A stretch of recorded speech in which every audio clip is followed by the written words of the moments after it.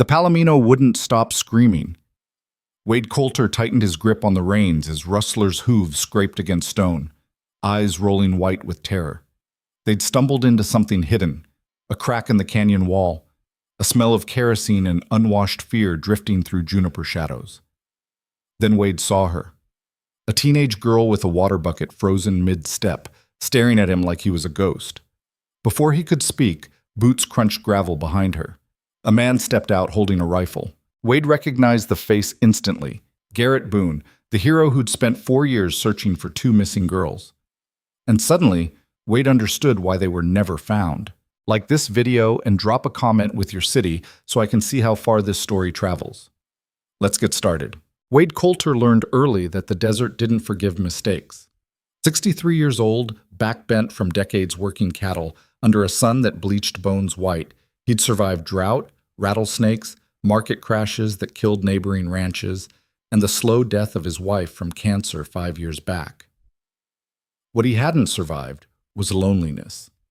It sat in his chest like a stone, heavy and cold, turning every sunrise into another day of silence, broken only by wind and the occasional bawl of a steer. His ranch sat 12 miles outside Black Hollow, a town barely worth the name, population 847 when folks bothered counting, which wasn't often. The kind of place where everyone knew your business, but nobody talked about it unless forced. Main Street consisted of a feed store, a diner with cracked vinyl booths, a post office that closed at 3, and a bar called The Dust, where men went to forget things they couldn't change. Black Hollow had been forgetting for 4 years now. 2 girls. Vanished like smoke. 13-year-old Lila Mercer disappeared first, walking home from a friend's house on a September evening when the sky turned orange and the temperature dropped fast. Her parents called police at midnight. By dawn, volunteers were combing sagebrush and arroyos, shouting her name until their voices cracked. They found nothing. Not a shoe, not a hair tie, not a single thread of evidence that Lila Mercer had ever walked that road. 18 months later, 11-year-old Eden Vale went missing from her own backyard. 1 minute playing with chalk on the driveway, her mother inside making dinner. The next minute, gone. Vanished so completely it felt like the earth had swallowed her whole. The FBI came, brought dogs, helicopters, ground-penetrating radar. They interviewed everyone twice, checked backgrounds, searched properties, turned the whole county inside out, and found nothing but dust and heartbreak. After 2 years, the search team stopped coming. The news vans left. The FBI scaled back to a cold case file reviewed quarterly by agents who'd never set foot in Black Hollow. Families held memorials without bodies. Parents aged overnight. Marriages shattered. Siblings grew up shadowed by ghosts they'd never properly buried. The town changed too. Stopped trusting. Stopped hoping. Folks looked at each other differently now, wondering which neighbor might be hiding something terrible behind a friendly wave. Kids didn't play outside after dark anymore. The school installed cameras. People bought guns they'd never needed before. Wade remembered when Lila went missing. He joined the search parties those first desperate weeks, riding Rustler through canyons and washes until both of them could barely stand. He'd known the Mercers slightly, hard-working ranch family struggling like everyone else. Lila had been a quiet kid, loved horses, worked odd jobs mucking stables to save money for her own someday. That detail stuck with Wade for reasons he couldn't explain. A girl who loved horses. When Eden Vale disappeared, something broke in Wade that hadn't fully healed from losing his wife. He stopped joining searches, stopped going to town except for supplies. Let the silence of his ranch swallow him whole because at least silence was honest. It didn't pretend to offer hope when there wasn't any. His only real companion was Rustler, the Palomino gelding he'd bought 4 years back at a livestock auction nobody else wanted to attend. The horse had been skinny, nervous, covered in old rope burns and bite marks from other animals. The auctioneer couldn't get a decent bid. Wade watched the fear in that horse's eyes and saw something familiar, the look of a creature that had stopped expecting kindness. He paid $200, loaded the trembling animal into his trailer, and brought him home. It took 6 months before Rustler would approach without flinching. Another year before the horse stopped spooking at sudden movements. But gradually, something like trust developed between them. Wade talked to Rustler the way he'd once talked to his wife, rambling observations about weather and cattle and the small frustrations of keeping a ranch running alone. The horse listened with intelligent brown eyes that seemed to understand loneliness as a language all its own. Now, 4 years later, Rustler was the closest thing Wade had to family. The horse knew the fence lines better than Wade did, could sense a storm building hours before clouds appeared, and had an uncanny ability to find cattle that had wandered into brush so thick a man couldn't follow, which made the horse's behavior that October morning so unsettling. Wade had been riding the northern boundary, checking fence posts damaged by summer storms. Cold air bit through his canvas jacket. The sky looked thin and pale, the way it did before winter settled in for real. He'd planned to finish the section and head back for coffee, maybe spend the afternoon fixing the barn door that had been sticking since August. Rustler had other ideas. They were approaching Blackstone Canyon when the horse suddenly stopped dead, ears pinned flat, nostrils flaring like he'd caught scent of a mountain lion. "Easy," Wade said, patting the horse's neck. "What's got into you?" Blackstone Canyon wasn't a place folks visited voluntarily. Steep walls, loose rock, dead-end ravines that all looked the same. The Shoshone who'd lived here generations back considered it cursed. Bad spirits, bad luck, bad everything. Modern ranchers avoided it for practical reasons. Treacherous footing, no water, nothing worth grazing. A rider could break his neck in there and not be found for months. Rustler trembled, muscles bunching beneath Wade's legs. Then the horse did something he'd never done before, refused a direct command. Wade touched heels to the Palomino's sides, clicked his tongue, tried reins and voice. Rustler wouldn't budge forward. Instead, the horse sidled sideways, pulling hard toward a thick stand of juniper trees Wade had ridden past 100 times without noticing anything unusual. "The hell's wrong with you?" Wade muttered, but something in the horse's behavior made his skin prickle. Animals knew things. Wade had seen it before, cattle refusing to cross a wash hours before flash floods hit, dogs barking at empty air before earthquakes. His wife used to tease him about it, called it his mystic rancher nonsense. But living alone in wild country taught a man to pay attention when nature acted wrong. Rustler pawed the ground, whining low in his throat. The sound reminded Wade of a dog trying to dig something up. "All right," Wade said quietly. "Show me." He gave the horse his head. Rustler moved immediately, not toward the canyon proper, but angling along the base of the cliff where juniper and scrub oak grew so dense it looked impenetrable. The horse pushed through branches that scraped Wade's legs, following something Wade couldn't see or smell. They traveled maybe 50 yards before Rustler stopped again. This time the horse stood rigid, staring at what looked like solid rock face half hidden behind twisted juniper trunks. Wade dismounted, knees cracking. Up close, he could see what his eyes had missed from a distance. A vertical crack in the stone, maybe 18 inches wide, nearly invisible unless you knew where to look. Wind whispered through the gap, carrying a smell that didn't belong in open desert. Kerosene, unwashed fabric, something else underneath, faint but distinct. Fear.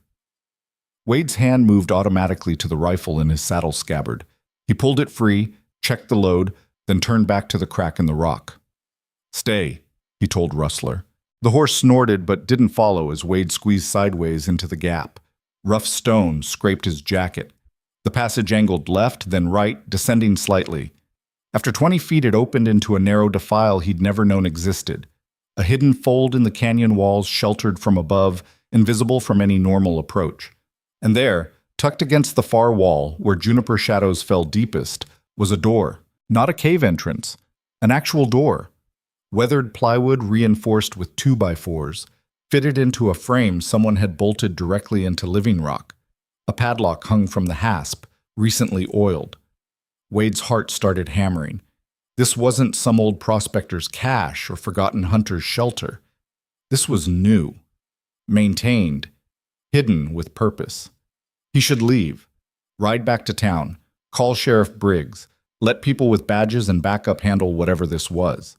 But his feet wouldn't move, because he was thinking about 2 missing girls and 4 years of empty searching in a town that had stopped believing in answers. Wade reached for the door handle. It wasn't locked. The door swung inward on silent hinges, revealing steps carved into stone, descending into darkness. Artificial light glowed somewhere below, electric, not flame. Wade smelled that kerosene smell stronger now, mixed with human sweat and something cooking. Beans, maybe. Coffee. Someone lived down there. Wade's hands were shaking. He forced them steady on the rifle, took one breath, then started down. The stairs were steep, cut rough but serviceable. 12 steps to a landing. Turn. 12 more. The walls changed from natural stone to something reinforced. Timber supports, corrugated metal panels, the kind of construction that required planning and effort and materials hauled in secretly over time. At the bottom, the passage opened into a space that made Wade's breath catch. It was a bunker, maybe 30 feet across, carved and built into the canyon bedrock like something from a war movie. Shelves lined the walls, stocked with canned goods, water jugs, ammunition boxes. A propane stove sat in one corner, vented through a pipe that had to run up through the rock to disperse smoke somewhere invisible from above. Sleeping bags on pallets, books, a folding table and chairs, kerosene lamps providing backup light to the battery-powered LED fixtures. And in the center of the room, frozen in place with a water bucket gripped in both hands, was a teenage girl. She stared at Wade like he was a hallucination. Long dark hair tangled past her shoulders. Thin, too thin, wearing clothes that had been washed and rewashed until colors faded to gray. Bare feet on cold stone. Eyes huge in a face that had seen too much fear and not enough sun. Wade's mouth went dry. His mind struggled to catch up with what his eyes were seeing. The girl's lips moved. No sound came out. "It's okay," Wade said, barely whispering. I'm here to help." She dropped the bucket. Water splashed across stone. Her whole body started shaking, and then boots crunched gravel behind her. "Don't move." Wade spun. A man stood in a second doorway Wade hadn't noticed, another passage leading deeper into the rock. The man held a hunting rifle pointed directly at Wade's chest, not waving it around, not shouting, just calm, steady, finger outside the trigger guard but close enough. Wade recognized him immediately.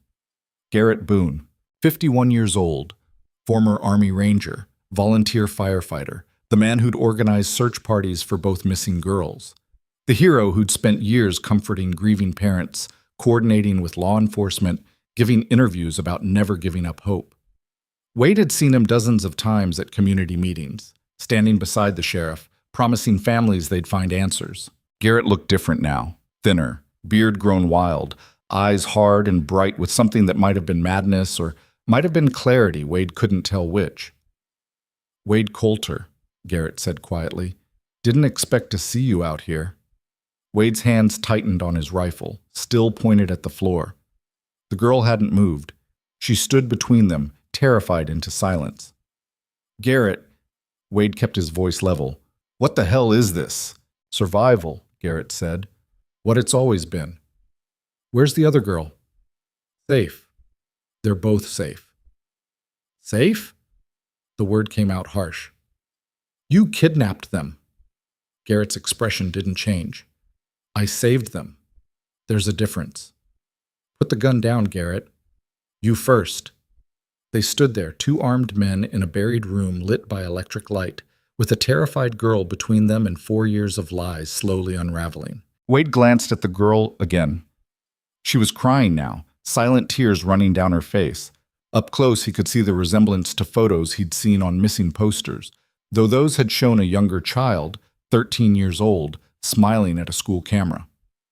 "Lila Mercer," Wade said softly. The girl's eyes widened.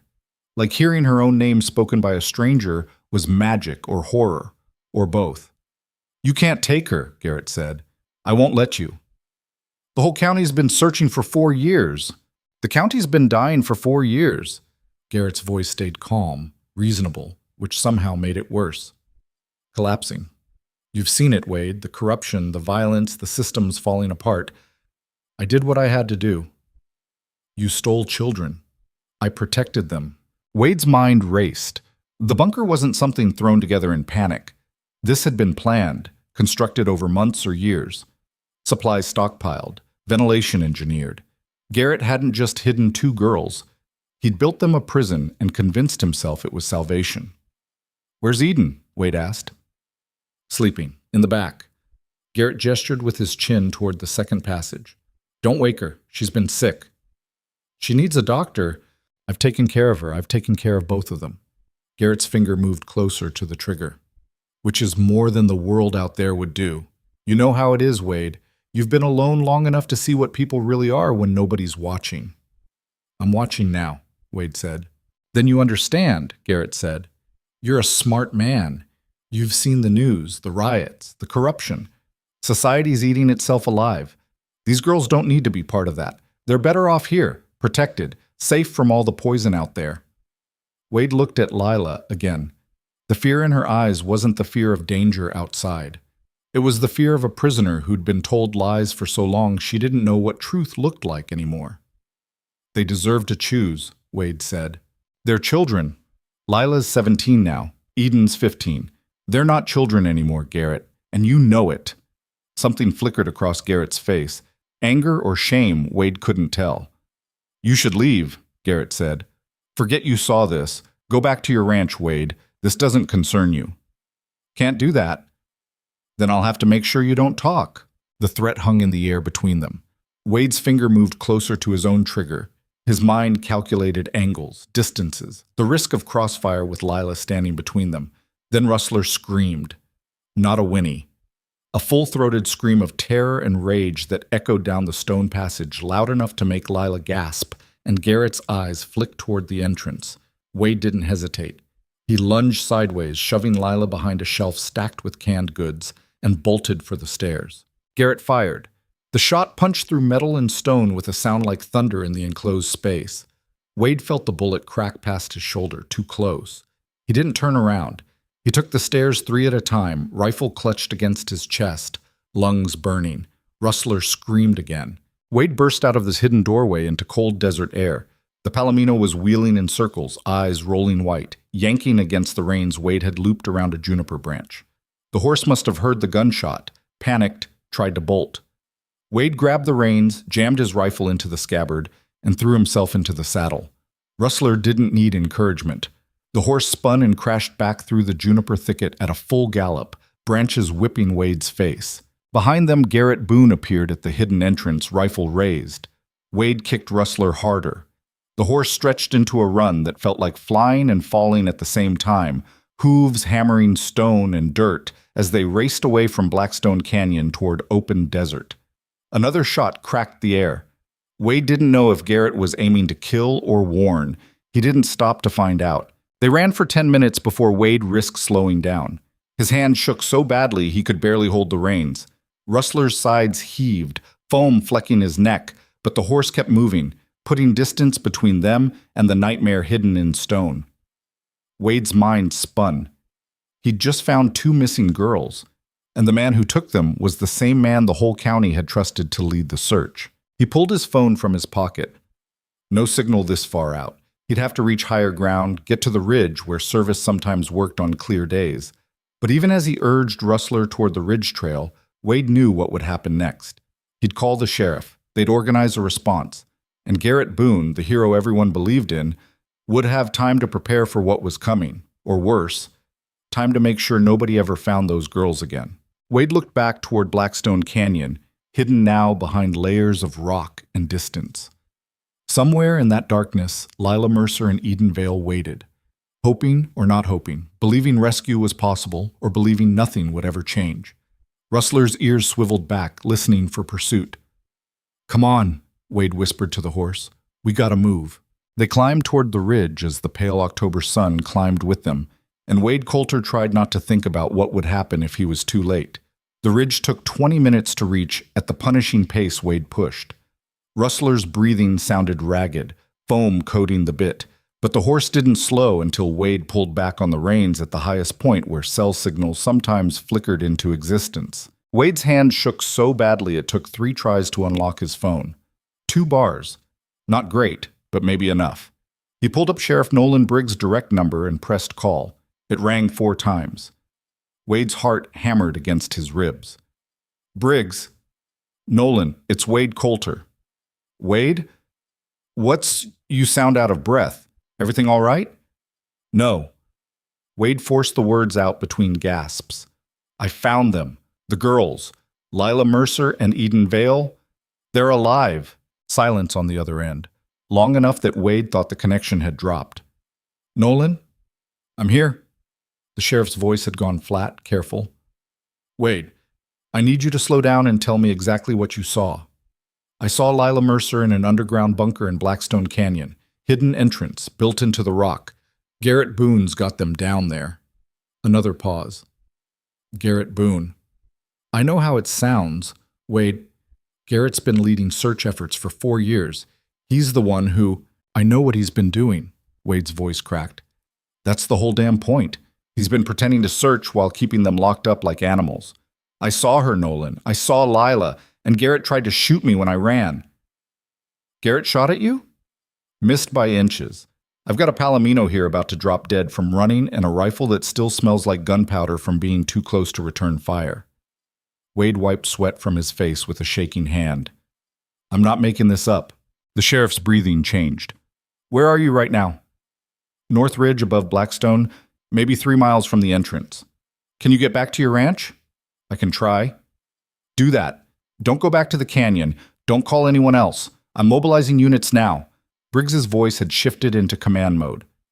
Wade, I need you to understand something. If this is what you say it is, Garrett's going to know we're coming. He'll have time to prepare or run or kill them, Wade finished. Yeah.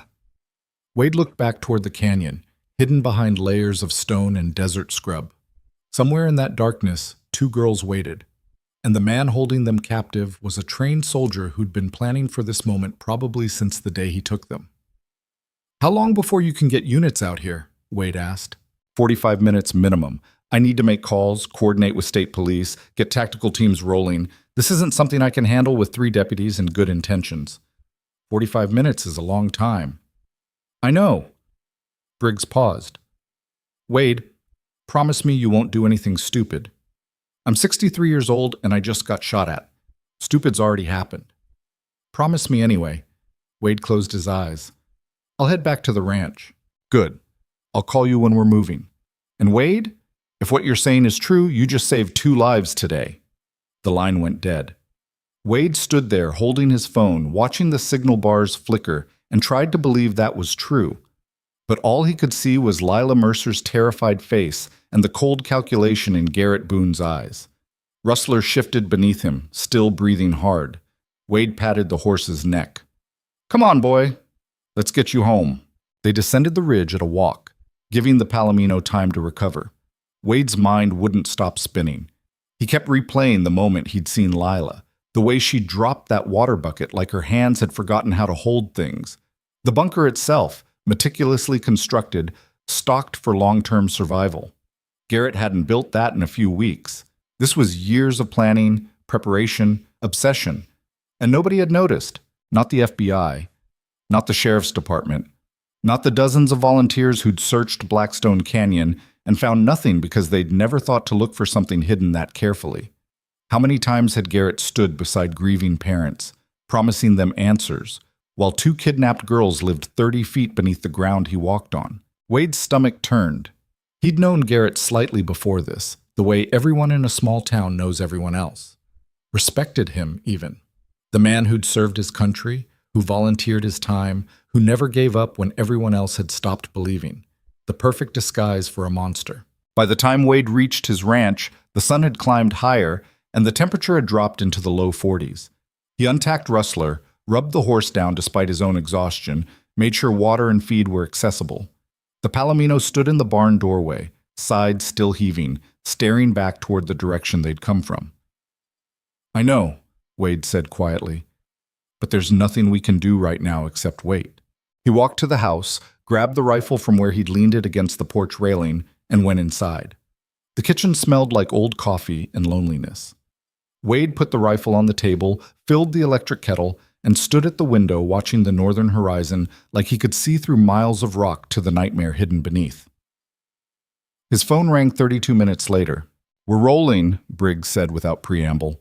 I've got 12 deputies, state police tactical unit, 2 helicopters, and the FBI field office sending agents. We'll be at the canyon entrance in 20 minutes. What do you need me to do? Stay put. If this goes wrong, it won't. If it does, Briggs continued, I need someone who knows what they saw, someone who can testify about what's down there. Wade gripped the phone tighter. Nolan, you bring those girls home alive. That's the plan. The line went dead again. Wade set the phone down and stared at it like the device might ring again with better news or worse news, or any news at all. Minutes crawled past. He made coffee he didn't drink, checked the rifle he didn't need, walked circles through his small house like a caged animal. 43 minutes after Briggs's call, Wade's phone lit up with a text message. In position, no visual on suspect, attempting contact. Wade grabbed his truck keys. He knew he'd been told to stay put, knew he'd promised. But sitting in his kitchen drinking cold coffee while two girls he'd seen with his own eyes waited for rescue felt impossible. He'd spent 4 years doing nothing while they suffered. He wasn't doing nothing anymore. The drive to Blackstone Canyon took 18 minutes. Wade parked his truck a half-mile out where the road turned to dirt track, then hiked the rest of the way on foot. He could see the tactical vehicles before he reached the canyon rim. 3 sheriff's SUVs, 2 unmarked state police cars, a tactical van, and a helicopter circling overhead like a metal vulture. Yellow tape blocked the main approach. Wade skirted around, staying low, using scrub and rock for cover. He'd hunted these hills for 40 years. He knew ways in that Flatlanders with GPS would never find. He reached a vantage point above the hidden entrance just as Sheriff Briggs' amplified voice echoed through the canyon. "Garrett Boone, this is Sheriff Nolan Briggs. We have the location surrounded. Send the girls out and come out yourself with your hands visible. Nobody needs to get hurt today." Silence. Wind whistled through rock formations. The helicopter circled lower. Briggs tried again. "Garrett, we know you're down there. We know about the bunker. We know about Lila and Eden. This ends now, one way or another. Make it easy." For a long moment, nothing happened. Then a single rifle shot cracked the air. Officers scattered, taking cover behind vehicles and rock. The helicopter banked hard right, climbing fast. Return fire didn't come. Just that one shot, fired into empty air like a warning or a promise. "Hold fire!" Briggs shouted. "Hold your fire!" Wade's hands gripped the rock he was hiding behind. From his position, he could just see the hidden entrance through the juniper trees. No movement, no sign of Garrett or the girls. Then he realized what he was actually seeing. The entrance wasn't just hidden anymore. Garrett had reinforced it. Metal sheets bolted across the opening. Firing ports cut at angles that would make approach nearly impossible without taking casualties. Fresh sandbags stacked behind the door. This wasn't something thrown together in 45 minutes. Garrett had been ready for this scenario long before Wade stumbled into his bunker. "We've got a fortified position," a tactical commander's voice crackled over radio. Wade couldn't see the man, but could hear him clearly in the canyon's acoustics. "Multiple firing angles, limited approach vectors. If he's got supplies down there, this could turn into a siege." "What are the breach options?" Briggs asked. "Limited. We'd need explosives to take the door, and we don't know the bunker layout. Could collapse the whole structure on top of the hostages." "So what do? We wait. We negotiate. We don't give him a reason to hurt those girls." Wade closed his eyes. Waiting. The story of the last 4 years. Waiting for clues that never came, waiting for leads that went nowhere, waiting for 2 missing girls to somehow come home. He'd found them, and now law enforcement was talking about waiting again. Movement caught his eye. Below, near the tactical van, Sheriff Briggs was on a phone, probably talking to FBI negotiators or crisis management experts. Other officers had established a perimeter, rifles trained on the bunker entrance from multiple angles. The helicopter maintained distance overhead, filming everything. And inside that bunker, Lila and Eden waited in darkness with a man who'd convinced himself he was saving them from a world that had come looking anyway. Wade's phone buzzed. Text from Briggs. "Saw your truck. Get the hell out of here." Wade didn't respond. He stayed low, watching, trying to think of something useful to do besides hide behind a rock while trained professionals did their jobs. Then Garrett's voice echoed from the bunker, amplified somehow, probably a battery-powered speaker. "You shouldn't have come, Sheriff." Briggs grabbed a bullhorn. "Garrett, send the girls out. Whatever you think you're protecting them from, this isn't the answer. You don't understand what's coming. None of you do. Then explain it to me. But first, let those girls go. They're safer here than they'll ever be out there." Briggs glanced at the tactical commander, who shook his head slightly. No clear shot, no safe breach, no good options. "Garrett, you've been watching the news for years," Briggs said, changing tactics. You know how these situations end. You served your country. You're a good man who made bad choices. Don't make this worse. I'm not a good man. Garrett's voice came back, quieter now. Good men don't do what needs to be done. They follow rules and watch everything collapse around them. I stopped being good 4 years ago when I decided to act instead of wait. You kidnapped children. I saved them from what's coming. From the riots and the corruption and the systems failing. From predators and traffickers and all the poison you pretend doesn't exist because acknowledging it means admitting you can't stop it. Wade felt something cold settle in his chest. Garrett wasn't ranting. He wasn't out of control. He genuinely believed every word he was saying. Believed it so completely that 4 years of imprisonment looked like protection. Captivity looked like salvation. Let me talk to Lila, Briggs said. Let me hear her voice. Know she's okay. Silence. Garrett, if you've hurt those girls, I've never hurt them. Garrett's voice had gone hard. I've fed them, clothed them, kept them safe and healthy while the world outside tears itself apart. You want to hear Lila's voice? Ask yourself why she hasn't screamed for help yet. Briggs looked at the tactical commander again. The man's expression said everything. They were dealing with a true believer, which made negotiation nearly impossible. True believers didn't compromise. They martyred themselves and took hostages with them. Wade's mind raced. He thought about Lila's face when he'd said her name, the way recognition had flashed across her features like lightning. She'd been terrified, but she'd also been awake, present. Not the broken shell of a person that 4 years of captivity should have produced. What had Garrett told them? What lies had he woven to make imprisonment seem like safety? Rustler's scream echoed in Wade's memory. The way the horse had panicked at the bunker entrance, desperate to escape or desperate to reach something. Animals knew things humans missed. Maybe Rustler had sensed more than just danger. Maybe the horse had recognized. Wade's breath caught. He pulled out his phone, sent a text to Briggs. Need to talk. Important. 30 seconds later, his phone rang. Wade, I told you to leave. The horse, Wade interrupted. Rustler. He's a Palomino gelding I bought 4 years ago at auction. Nobody wanted him. He'd been abused, neglected, half-starved. I don't see how sick. What if he belonged to one of the girls before? What if Lila's family had to sell him after she disappeared? Financial troubles, or just couldn't keep a horse when their daughter was missing? Animals remember scents, Nolan. Rustler went crazy at that bunker. Not just scared, desperate, like he recognized something. Briggs was quiet for a moment. You think the horse knew Lila? I think it's possible. And if it is, maybe that's how we reach her. Show her something from before. Something that proves the world she came from is still real, still waiting. That's a hell of a long shot. You got better ideas? Briggs didn't answer. In the background, Wade could hear the tactical commander talking about containment strategies and supply logistics. If we bring the horse out here, Briggs said slowly, Garrett might see it as an escalation, might panic, or Lila might see it, might remember. And if you're wrong about the horse recognizing her, then we're exactly where we are now, stuck outside while a crazy man holds 2 girls hostage. Briggs exhaled hard. All right, but I'm not asking you to bring that horse anywhere near an active tactical situation. You understand? You bring Rustler to the perimeter checkpoint, we see if it changes anything, and then you get out. Deal.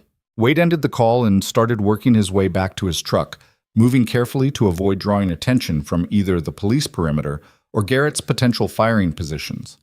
It took 15 minutes to reach the vehicle, another 20 to drive back to his ranch. Rustler stood in the barn exactly where Wade had left him, ears forward, watching the driveway like he'd been expecting this. We're going back, Wade said, grabbing the halter and lead rope. Don't make me regret this. The horse loaded into the trailer without hesitation, which felt like a small miracle given how exhausted they both were. Wade climbed back into the truck, hands gripping the wheel tight enough to hurt, and drove back toward Blackstone Canyon with a kidnapped girl's horse in tow and no clear idea what he was actually trying to accomplish. The checkpoint deputy tried to stop him a half-mile from the tactical site. Road's closed, sir. Active police situation. Sheriff Briggs is expecting me. Wade Colter. Call him. The deputy spoke into his radio, listened, then waved Wade through with an expression that suggested he thought everyone involved had lost their minds. Wade parked where Briggs indicated, away from the main approach, but still visible from the canyon entrance if someone was looking. He unloaded Rustler slowly, let the horse smell the air and get his bearings. The Palomino's head came up immediately, ears swiveling toward the canyon, nostrils flaring. "Easy," Wade murmured. Briggs approached, keeping his voice low. "This is the craziest thing I've agreed to in 20 years of law enforcement." "You're welcome." "Tactical wants to know what you're doing."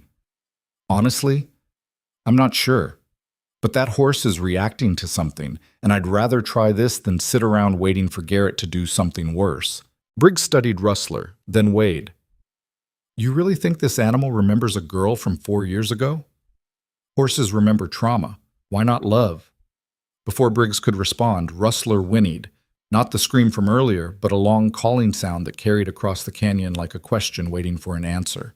And from somewhere deep in the bunker, muffled and distant but unmistakable, came a sound that made every officer in hearing distance freeze. A girl crying out. Not words, just a raw sound of recognition and desperate hope. Briggs grabbed his radio. "Did anyone else hear that?" Confirmations crackled back from multiple positions. They'd all heard it. Rustler whinnied again, louder, pulling against Wade's grip on the lead rope. The horse wanted to move toward the canyon, toward whatever he recognized in that crying voice. Inside the bunker, Garrett Boone's amplified voice cut through the moment like a knife. "What did you bring?" Briggs raised the bullhorn. "Just a horse, Garrett. Nothing threatening." "Why?" "Because maybe someone down there wants to see him." Silence. Long enough that Wade wondered if Garrett had retreated deeper into the bunker, dragging the girls somewhere they couldn't see or hear or hope. Then Lila's voice, faint but clear through whatever speaker system Garrett had rigged. "Rusty?" Wade's throat tightened. Rusty. That's what she'd called him. Before he was Rustler, before the auction and the abuse and the long road to Wade's ranch, he'd been Rusty, a girl's horse, Lila's horse. "She remembers," Wade said to Briggs. "She remembers him." Briggs lifted the bullhorn again. "Lila, Rusty's here. He's safe. He's been waiting for you." Movement at the bunker entrance. Just a shadow, but definitely something shifting behind those metal reinforcements. Garrett's voice came back tight with something that might have been anger or fear. "You're trying to manipulate them." "I'm showing them the truth," Briggs said. "The world they came from didn't disappear, Garrett. It's still here, still waiting for them to come home. The world out there will destroy them." "The world out there has been searching for 4 years," Briggs interrupted. "Parents who never stopped hoping. A community that never forgot. And a horse that somehow found his way back to the girl who loved him. You want to tell me that's destruction?" No response. But Wade could see shadows moving behind the firing ports now. Someone was watching. Someone was close enough to the entrance to see Rustler standing in weak October sunlight, head high, calling for a girl he'd last seen 4 years ago. Rustler pulled harder against the lead rope. Wade had to plant his feet to keep from being dragged forward. "Let me bring him closer," Wade said to Briggs. "Absolutely not.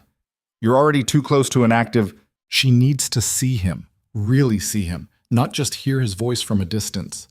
"Wade, Nolan, we're running out of time. Garrett's unraveling. I can hear it in his voice. Either we give Lila a reason to fight back or we wait for this to end badly." Briggs looked at the tactical commander, who shook his head firmly. Wade ignored both of them.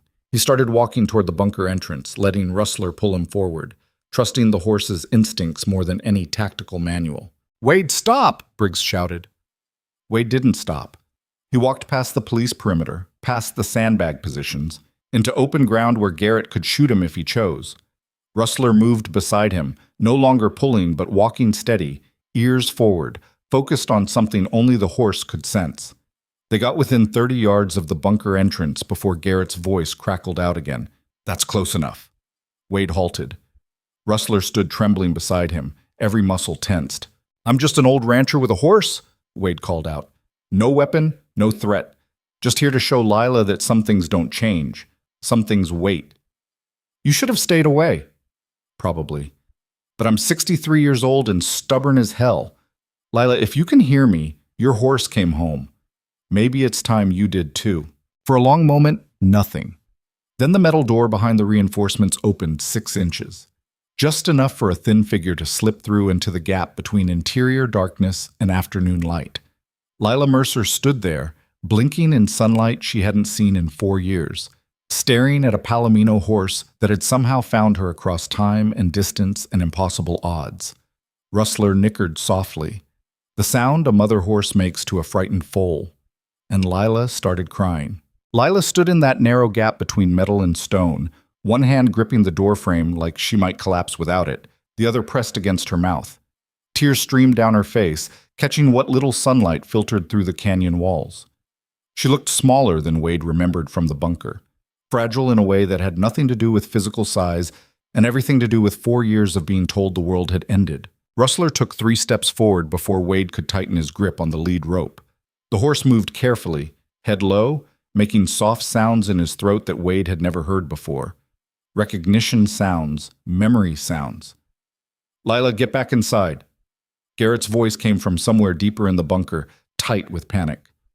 "You don't know what's out there. You don't know what they'll do to you." But Lila wasn't listening. She took one shaking step forward, then another, moving like someone relearning how to walk. Her bare feet made no sound on cold stone. She'd gotten maybe 10 feet from the bunker entrance when Rustler pulled free from Wade's grip entirely and closed the distance between them. The horse stopped inches from Lila's outstretched hand, waited. Let her touch him first. Yeah. Her fingers found his muzzle, traced the white blaze running down his face. The gesture looked automatic, muscle memory from years ago. Rustler leaned into her touch, eyes half closed, and made that soft nickering sound again. "I thought you were gone," Lila whispered. "I thought everything was gone." Wade stayed back, giving them space. Behind him, he could hear tactical officers repositioning, probably getting clear shots now that the bunker door had opened. Sheriff Briggs stood frozen with the bullhorn halfway to his mouth, like he'd forgotten what he'd meant to say. Then Garrett appeared in the doorway.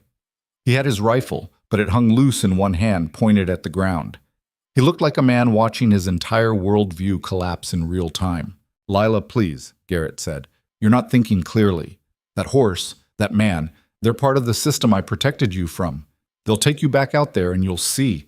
You'll understand why I did this." Lila turned slowly. Her hand never left Rustler's neck. "You told me my parents were dead. I told you what you needed to hear to stay safe. You said everyone was dead. The town, my family, everyone I knew. You showed me news stories about riots and diseases and said the world had ended." Her voice was shaking but growing stronger with each word. "Was any of it true?" Garrett's face twisted. "It was all true. Maybe not the specific details, but the pattern, the collapse, the danger, all of it's real. I didn't lie about what's happening out there." "But my parents," Lila said. "Are they alive?" Silence. "Garrett," Lila's voice cracked. "Are my parents alive?" "Yes," Garrett said quietly. "They're alive." Something broke in Lila's expression. Not relief. Wade could see that from where he stood. It was rage, pure and simple, the kind that only comes from realizing you've been betrayed by someone you trusted. "You let them think I was dead for 4 years, Lila said. "I let them think you were safe. You let them grieve while you kept me in a hole in the ground telling me lies." She took another step forward, toward Garrett now, not away. Rustler moved with her, staying close. "Eden and me, we believed you. We were scared and confused, and you were the adult, the one who was supposed to know what was happening. We trusted you." "I was protecting you," Garrett said, but his voice had lost its certainty. "From what? From my mother making breakfast? From my little brother learning to read? From Friday night football games and graduation and prom and every single thing you stole from me?" Garrett raised the rifle slightly, not aiming at anyone, but the movement made every officer behind Wade tense. Wade heard safeties clicking off, heard Briggs speak urgently into his radio. "Don't!" Wade called out. "Garrett, don't make this worse." "It's already worse," Garrett said. 4 years of keeping them safe, and she thinks I'm the monster." "You are the monster," Lila said. Her whole body was shaking now, but she didn't back down. "You kidnapped us. You locked us underground. You made us afraid of sunlight and other people and everything normal. That's not protection. That's not safety. That's what a monster does when he wants to pretend he's a hero." "I served my country. Appreciation. I don't care." Lila's voice rose. "I don't care about your service or your beliefs or your reasons. You took my life. You took Eden's life. And you convinced yourself it was noble. Movement in the bunker doorway. A smaller figure emerged. Eden Vale, 15 years old now, though she looked younger. Pale skin, eyes too large and a thin face, wearing the same kind of faded clothes as Lila. She moved like a frightened animal, staying close to the wall. "Eden, go back inside," Garrett said. Eden didn't move. She was staring at Lila, at Rustler, at the armed officers positioned throughout the canyon. Her mouth opened, but no sound came out. "It's okay," Lila said, turning toward her. "It's going to be okay." "Is it true?" Eden's voice was barely audible. "About the world? About it not being ended?" "Yes," Lila said. "He lied to us. About everything." Eden looked at Garrett. Something in her expression made Wade's chest hurt. The look of a child realizing the adult who'd defined her entire reality had been lying the whole time. "You said my mom died in the plague," Eden whispered. "You showed me the obituary." "That was a different Sarah Vale," Garrett said. "I never said it was your mother specifically." "You let me believe it." Eden's voice was getting louder. "You let me cry myself to sleep thinking everyone I loved was dead. You made me grateful to be locked in a bunker because at least I was alive." "You are alive," Garrett said desperately. "Both of you are alive and healthy and safe. Look at yourselves. Look at what I gave you when the world out there would have destroyed you." "The world out there has been looking for us," Lila said. She gestured toward the officers, toward Wade, toward the helicopter still circling overhead. "All these people, all these resources, spent 4 years trying to find us. That doesn't sound like a world that wanted to destroy us." Garrett's hands tightened on the rifle. "You don't understand. You're not old enough to see the patterns, the way everything's breaking down, the corruption, the violence, the lies. You want to talk about lies?" Lila cut him off. "You're the one who's been lying for 4 years straight, every day, every conversation, every time you told us we were safer with you than with our own families. I was trying to spare you. You were trying to control us." Lila's voice went cold. "And you convinced yourself it was love." The words hung in the desert air like smoke. Garrett stood there, rifle in hand, looking at 2 girls he'd imprisoned for 4 years who were now staring at him like the stranger he'd always been. Sheriff Briggs' voice crackled through the bullhorn. "Garrett, put the weapon down. Let the girls walk out. This is your last chance to end this without more pain." Garrett looked at Briggs, then back at Lila and Eden. "If I let you go, they'll put me in prison for the rest of my life." "You deserve prison," Lila said. "Maybe." Garrett's finger moved toward the trigger. "But I won't let them take what I've built. I won't let them prove me wrong." Wade saw it happening before anyone else did. The shift in Garrett's posture, the way his weight settled, the calculation in his eyes. This wasn't a man preparing to surrender. This was a man preparing to die and take everything he'd built down with him.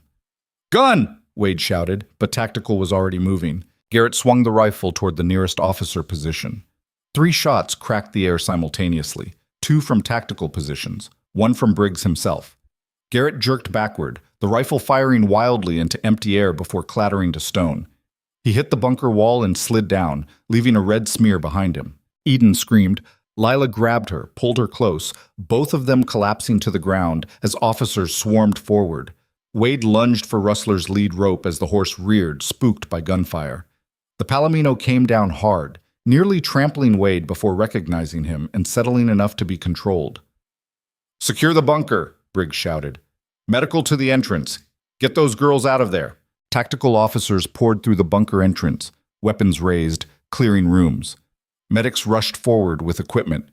Wade held Rustler back, keeping the frightened horse from charging into the chaos. His ears rang from the gunshots. His hands shook. On the ground near the bunker entrance, Lila held Eden while officers tried to separate them for medical evaluation. The younger girl was sobbing, face pressed against Lila's shoulder, whole body trembling. Lila's eyes were dry but vacant, like she'd gone somewhere internal where emotion couldn't reach her. A medic knelt beside them. "I need to check you both for injuries. Can you stand?" Lila nodded but didn't move. "Take your time," the medic said gently. "Nobody's rushing you." More officers emerged from the bunker. One of them approached Briggs, shaking his head. "He's gone. Died before we could reach him." Briggs didn't look surprised. "What else is down there?" "Supplies for years," medical equipment, books, food stores, sleeping quarters, and journals. Dozens of journals where he documented everything. His reasoning, his plans, his justifications for keeping them. Bag it all, Briggs said. Every scrap of paper, every piece of evidence. Wade finally got Rustler calmed enough to approach the bunker area. The horse was still trembling but no longer fighting the lead rope. They moved slowly toward where Lila sat on cold stone with Eden clinging to her. Rustler lowered his head, snuffling at Lila's hair. She looked up, saw the horse, and something in her expression cracked. She reached up with one hand, the other still holding Eden, and touched Rustler's muzzle again. "You came back," she whispered. "How did you come back?" Wade cleared his throat. "Found him at auction 4 years ago.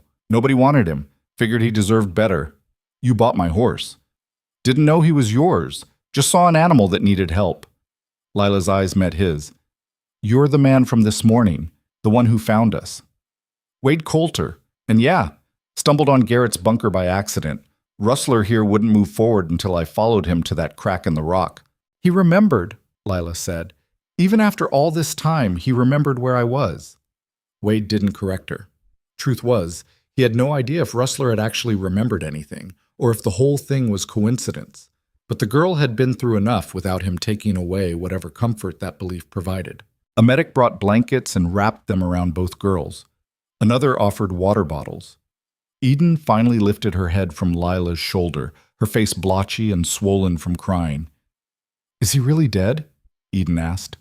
The medic glanced at Briggs, who nodded. "Yes," the medic said gently. "He can't hurt you anymore." Eden's face crumpled again. "He said he loved us. He said he was protecting us." "I know," the medic said. "But that wasn't love. That was something else." Lila's arm tightened around Eden. "We're going home," she said. "Both of us. Back to our real families." "What if they don't want us anymore?" Eden's voice was small, childlike. "What if 4 years is too long and they've moved on?" "They haven't," Briggs said, kneeling beside them. "Your parents have been waiting every single day. They never stopped looking. They never stopped hoping." "How do you know?" Eden asked. "Because I've talked to them at least once a month for 4 years. Your mother, Eden, Sarah Vale, she still puts flowers on your bed every week, fresh ones. Has done it every single week since you disappeared." Eden started crying again, but differently this time. Not the panic sobbing from before, but something that sounded almost like relief. Briggs looked at Lila. "And your family, Lila Mercer. They've kept your room exactly the same. Your mother wouldn't let anyone touch it, said you'd want everything right where you left it when you came home." "When?" Lila repeated. "Not if." "Your mother never said if," Briggs confirmed. "Always when." The helicopter overhead banked lower, its spotlight illuminating the entire canyon entrance. News vans were probably already racing toward Black Hollow, reporters scrambling for the story of 2 missing girls found alive after 4 years. Wade could picture it. The media circus, the press conferences, the endless questions and cameras, and people treating grief like entertainment. "We need to transport you both to the hospital," the medic said. "Get you checked out properly. Make sure you're physically okay." "I want to see my mom," Eden said. "You will. Soon as we clear you medically, we'll bring your families in." "Not at the hospital," Lila said suddenly. "I don't want to see my parents for the first time in 4 years under fluorescent lights with doctors watching." The medic looked at Briggs, uncertain. The sheriff considered, then nodded. "We'll arrange something, but medical evaluation isn't optional. You've both been through trauma. We need to make sure you're healthy." "After 4 years in a bunker, I think we're past optimal health," Lila said, but there was something almost like humor in her voice. Dark humor, bitter humor, but humor nonetheless. Wade watched tactical officers continuing to clear the bunker, bringing up boxes of supplies and documents. One emerged carrying a stack of notebooks bound with rubber bands.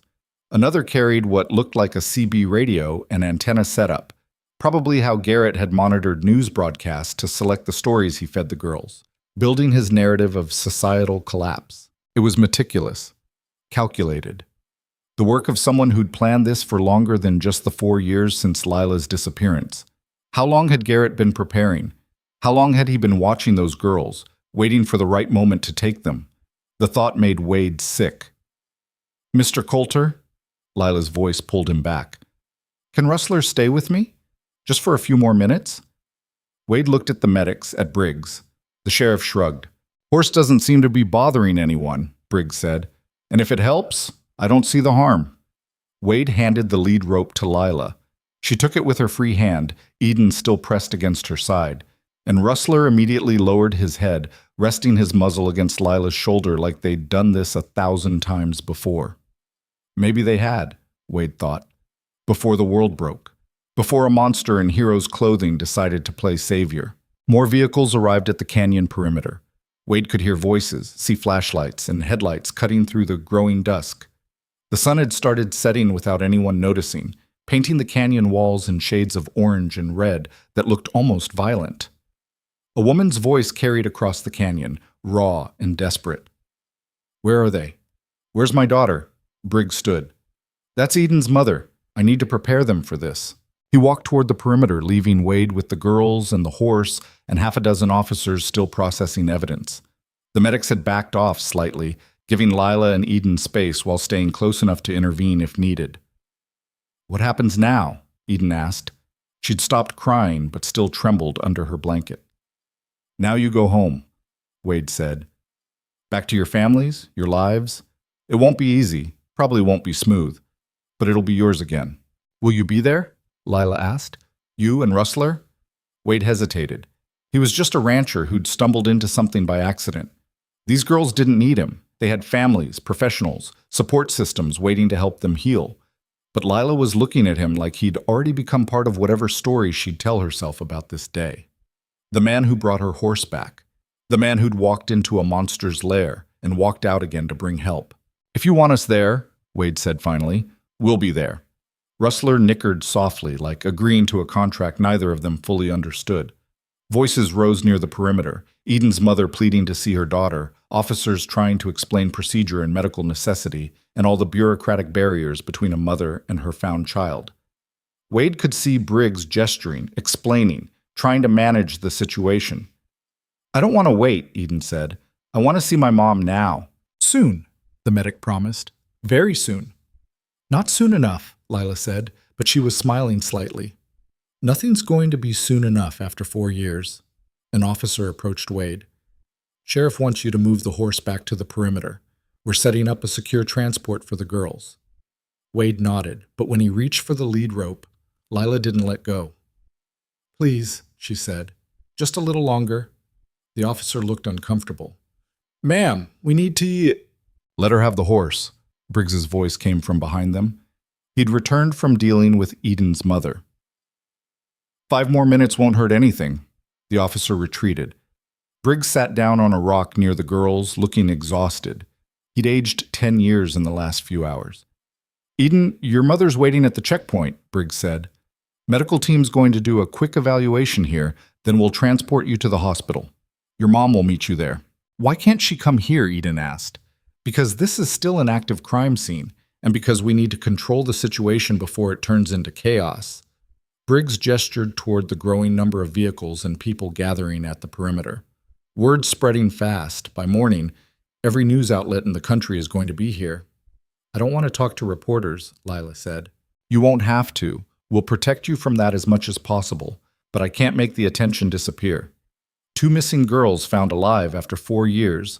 It's a story people want to hear. It's not a story, Lila said quietly. It's our lives. I know. Briggs rubbed his face. And I'm sorry for what's coming. The questions, the attention, the way people will look at you like you're something fragile or broken or miraculous. I'm sorry you have to go through that on top of everything else. At least we get to go through it in sunlight, Eden said. She was looking up at the darkening sky, at stars beginning to emerge. I forgot how many stars there are. Garrett showed us pictures, Lila said, told us the sky was too polluted now to see stars clearly, said it was proof of how bad things had gotten. The sky's the same as it's always been, Wade said, some nights clearer than others, but the stars haven't gone anywhere. Lila turned Rustler's lead rope over in her hands. How much did he lie about? How much of what we believed was real? I don't know, Briggs said. Investigators will go through everything he kept down there. Documents, news clippings, whatever he showed you. We'll piece together what was truth and what was manipulation. Does it matter? Lila asked. Real or fake, we still believed it. We still spent 4 years thinking the world had ended, and we were the lucky ones who survived. Nobody had an answer for that. The medical team approached again, this time with a stretcher and more equipment. We really need to get them evaluated, the lead medic said. Both of them. Transport's ready. Lila finally handed the lead rope back to Wade. She stood slowly, helping Eden up. Both girls looked unsteady on their feet, like they weren't used to walking on uneven ground. Will you bring Rustler to see me? Lila asked Wade, after all this settles down. If your parents are okay with it, yes. They will be, Lila said with certainty. They loved Rusty almost as much as I did. Wade watched as medics guided both girls toward the waiting ambulance. Lila kept looking back at Rustler until they turned a corner and disappeared from view. The horse whinnied once, ears swiveling to track where she'd gone. You did good today, Briggs said, standing beside Wade. That horse of yours, whatever made him act the way he did, it might have saved their lives. Garrett would have killed them, Wade said. It wasn't a question. Eventually, yeah, I think so. Maybe not today, but when he finally accepted that his version of reality wasn't sustainable. Briggs watched officers continuing to clear the bunker. 4 years is a long time to maintain a delusion. But we were closing in. Federal agents were re-examining the case, looking at volunteers who'd been involved in the searches. They would have found him eventually. Not before he destroyed the evidence, Wade said. No, probably not. They stood in silence while the canyon slowly filled with artificial light, headlights, flashlights, spotlights from the helicopter still circling above. The desert night had turned cold. Wade could see his breath. What happens to Garrett's body? Wade asked. County coroner will handle it. There'll be an investigation into the shooting, but it was clean, justified. He raised a weapon toward officers. Briggs sighed. His family's going to have questions. His friends. The people who thought he was a hero. Let them have questions, Wade said. Better than letting them have illusions. Briggs nodded. I need your full statement. Everything you saw. Everything that happened. It'll be part of the official record. Later, Wade said. Right now I need to get this horse home before he collapses. Yeah, go. Briggs clapped Wade's shoulder. And Wade, thank you for not following my orders to stay away, for bringing the horse, for giving those girls something to hold on to besides fear. Wade didn't trust himself to respond.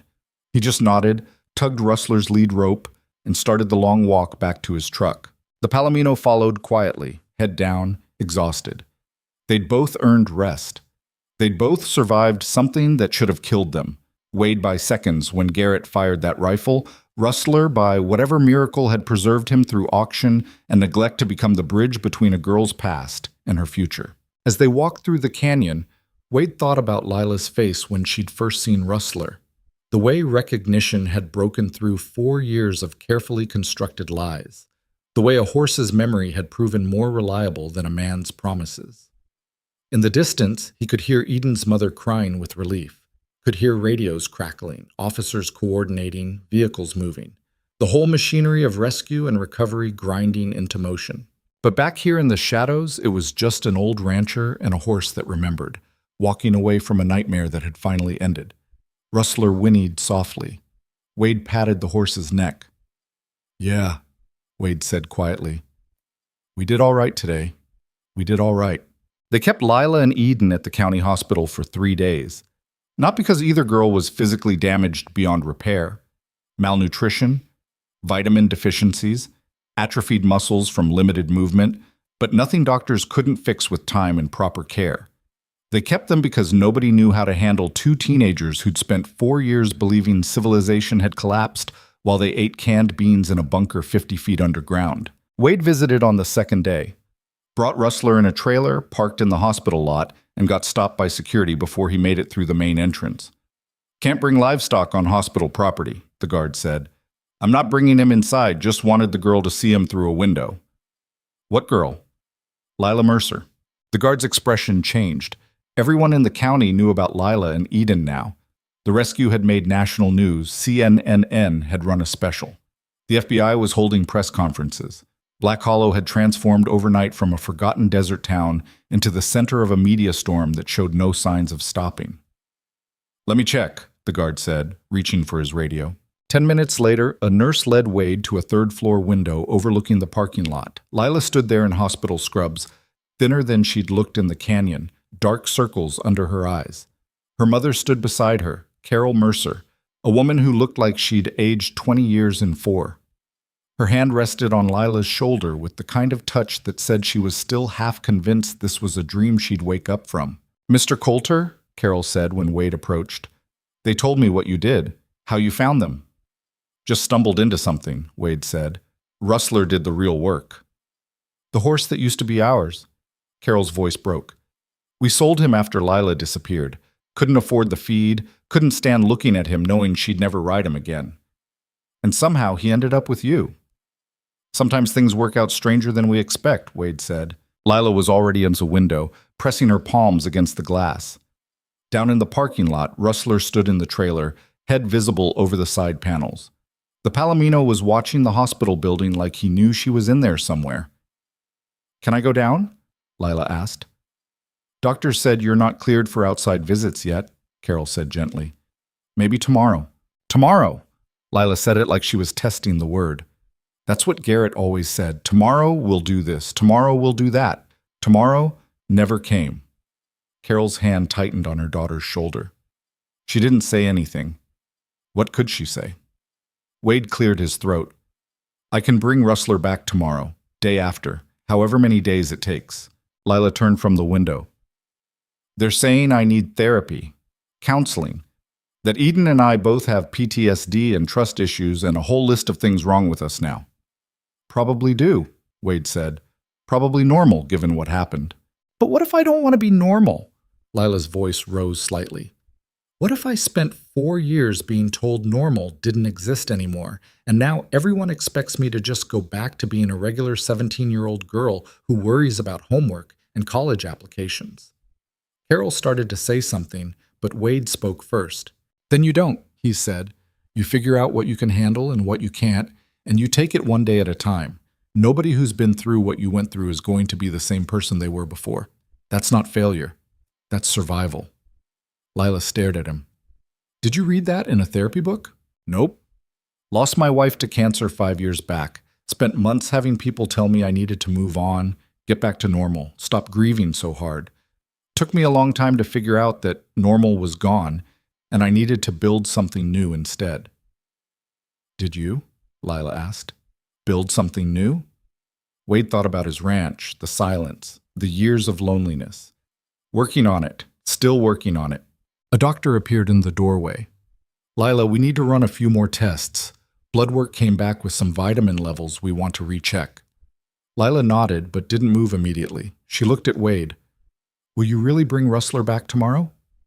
"I will." "Promise?" "Promise." She finally turned away from the window and followed the doctor down the hall. Carol stayed behind, watching her daughter disappear around a corner. "She won't talk about most of it," Carol said quietly. "What happened down there? What he told them? How she survived?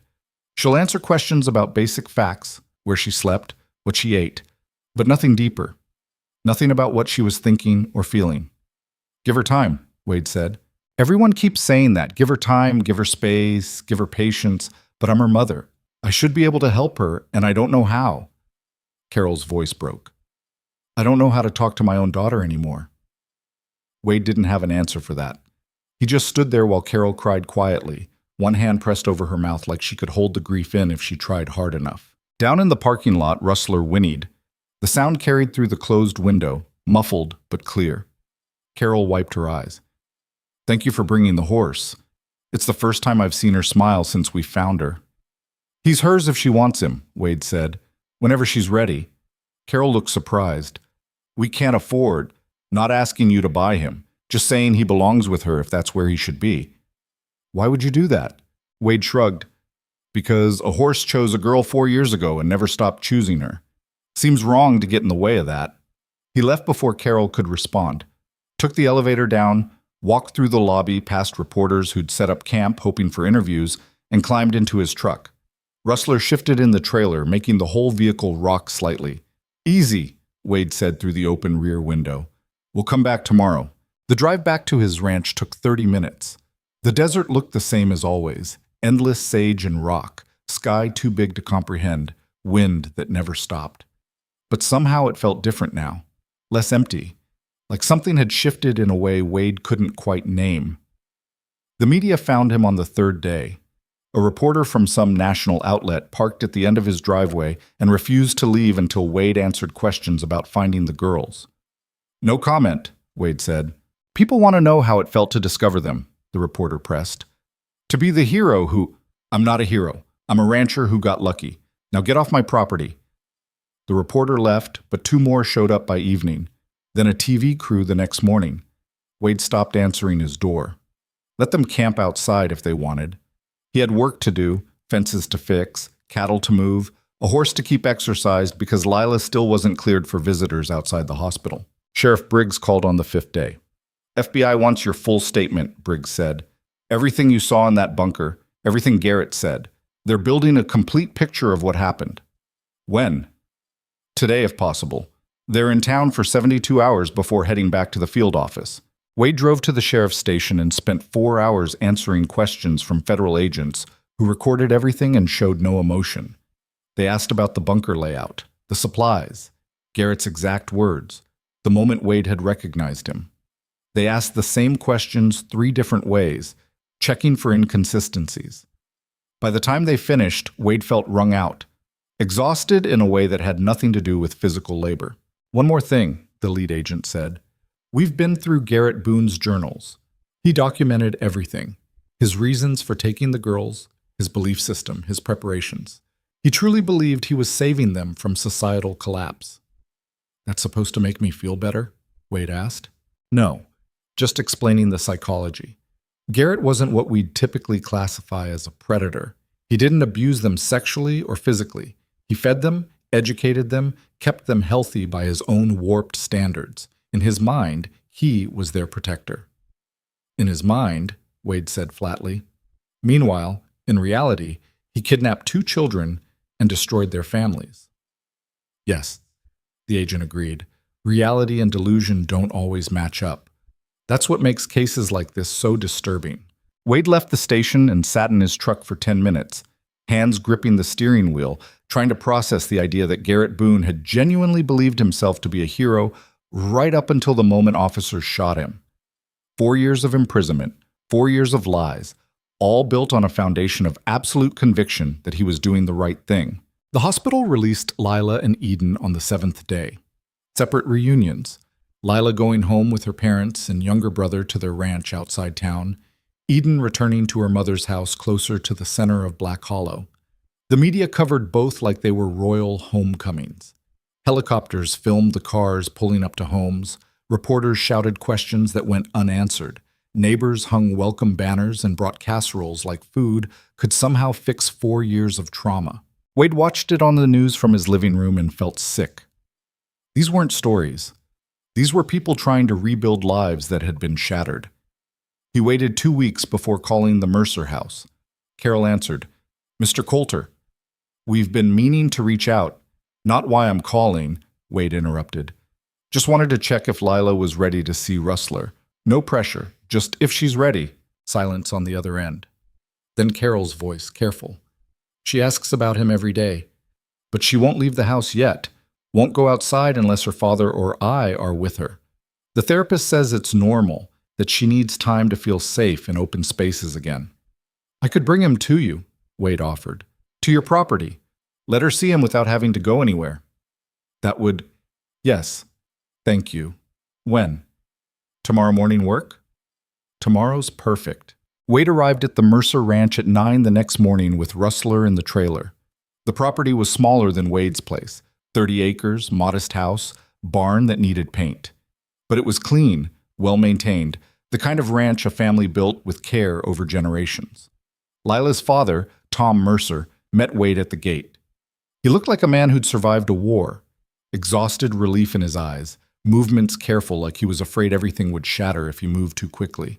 "She's inside," Tom said, watching from the window. "Been standing there since dawn." Wade backed the trailer into the yard and dropped the ramp. Rustler stepped out carefully, blinking in morning sunlight. The horse's ears swiveled toward the house immediately. The front door opened. Lila stepped out onto the porch, barefoot, wearing jeans and an oversized sweater. She'd gained a little weight in 2 weeks, looked less skeletal, but her eyes still held that haunted quality that Wade suspected would take years to fade. "Rusty," she said softly. Rustler's head came up. He pulled against the lead rope, trying to move toward her. Wade let him go. The Palomino crossed the yard at a walk, then a trot, stopping just short of the porch. Lila came down the steps slowly, her mother hovering in the doorway behind her. When Lila reached Rustler, she buried her face in his neck and started crying. Wade stayed back, giving them space. Tom stood beside him, arms crossed, staring at his daughter and the horse. "She loved that animal," Tom said quietly. "Before, used to spend every free minute in the barn with him. When we had to sell him after she disappeared," his voice broke. "Felt like we were giving up. Like we were admitting she wasn't coming home." "You did what you had to do," Wade said. "Doesn't make it feel any better." They watched Lila move around Rustler, running her hands over his coat, checking his legs, touching his face like she was memorizing him all over again. The horse stood perfectly still, patient in the way animals are when they understand something important is happening. Carol came out of the house carrying a brush. She handed it to Lila without a word. Lila took it and started brushing Rustler's coat with slow, methodical strokes. Her hands shook at first, then steadied as muscle memory took over. "How much?" Tom asked Wade. "How much what?" "For the horse. I can't pay market value right now, but I can make installments." "He's hers," Wade interrupted. "Not selling him, just returning him to where he belongs." Tom stared at Wade. "That's a $1,500 horse, minimum." "That's a horse that remembered a girl who loved him. Can't put a price on that." "Mr. Colter." "Wade. And I'm not arguing about this. You want to thank me, take good care of him, and let Lila ride when she's ready." Tom's jaw worked like he wanted to argue but couldn't find the words. Finally, he just nodded. They stood in silence while Lila continued brushing Rustler. After a few minutes, her younger brother, Danny, maybe 9 years old, crept out of the house. He was staring at Lila like she was a ghost made solid. "Can I say hi?" Danny asked.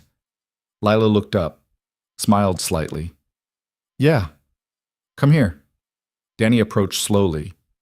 "I thought you were dead." "I thought I was too for a while." "Were you scared?" "Every day." "Are you still scared?" Lila hesitated. "Sometimes, but less when I'm with Rusty." Danny reached out carefully and touched the horse's shoulder. Rustler turned his head, sniffed the boy, then went back to standing still for Lila's brushing. "He remembers you," Danny said. "Mom said horses don't remember stuff from that long ago, but he does, doesn't he?" "Yeah," Lila said. "He does." Wade cleared his throat. "I should get going. Let you folks have time together." "Stay for coffee at least," Carol called from the porch. "Please? It's the least we can do." Wade wanted to refuse, wanted to climb in his truck and drive back to the safety of his ranch where things were simple and nobody expected him to be anything other than a lonely old man with cattle and too much land. But Carol was looking at him with an expression that suggested saying no would hurt her somehow, so he nodded. "Coffee sounds good."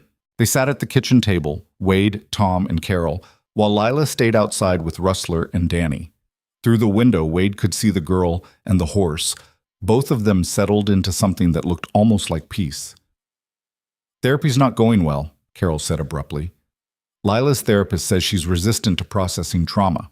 Won't talk about her feelings, won't engage with coping mechanisms, just sits there in silence for 50 minutes once a week." "Eden too," Tom added. "Talked to Sarah Vale yesterday. Eden won't leave her mother's sight, follows her from room to room, sleeps in her bed, can't stand being alone." "They spent 4 years in a bunker being told the world ended," Wade said. "Probably takes more than 2 weeks to undo that." "The therapist wants to try group sessions," Carol continued. "Get Lila and Eden together so they can support each other. But Lila refuses, says she doesn't want to see Eden." "Why not?" "Won't say. Just says she can't." Wade sipped his coffee. It was terrible, weak and bitter at the same time, but he drank it anyway. "Maybe they need different things, different ways of healing. Eden wants her mother close, Lila wants space to figure things out alone. Or maybe they both need something nobody's thought to offer yet," Tom said. Wade glanced at him. "Like what?" "Like purpose. Like something to do besides sit in therapy sessions talking about feelings." Tom leaned forward. Lila's not a talker.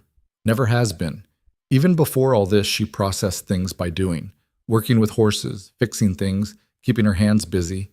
Sitting still and talking about trauma goes against everything she is. Carol looked at her husband. What are you suggesting? I don't know yet, but keeping her locked in the house except for therapy appointments isn't helping. She needs a reason to get up in the morning besides surviving. Wade thought about his own ranch, the years after his wife died, when he'd stopped caring about anything except the basic routines that kept him alive. Feeding cattle, fixing fences. Small tasks that built into days that built into years. Not healing, exactly, but surviving until healing became possible. She could work with horses, Wade said slowly. At my place or here. Exercise them, train them, whatever needs doing. Might help, might not. But it's something besides therapy. Tom and Carol exchanged glances. We couldn't pay you, Carol started. Not asking for payment, just offering space if she needs it. Why? Tom asked. Not suspicious, just genuinely curious. Why do you care what happens to my daughter? Wade set down his coffee cup. Because I found her crying in a bunker, and now I can't stop thinking about whether she's okay. Because Rustler chose her, and that means something. Because I'm 63 years old and spent 5 years being lonely, and maybe helping someone else not be lonely is worth the effort. The honesty surprised even Wade. He hadn't meant to say all that, hadn't meant to admit that finding those girls had cracked something open in him that he'd kept sealed shut since his wife died. Carol reached across the table and squeezed Wade's hand briefly. Thank you for everything, for finding her, for bringing Rustler back, for caring when you didn't have to. Wade nodded, not trusting his voice. Outside, Lila had stopped brushing. She was just standing next to Rustler now, forehead pressed against the horse's neck, both of them still in the morning sun. The weeks that followed established a pattern. Wade would bring Rustler to the Mercer Ranch 3 times a week. Lila would groom him, walk him around the property, gradually start riding again. Short rides at first, just circles in the yard. Then longer ones, out to the fence lines, through the arroyos. She didn't talk much during those sessions. Mostly worked in silence while Wade checked fence posts or helped Tom with whatever needed doing on the property.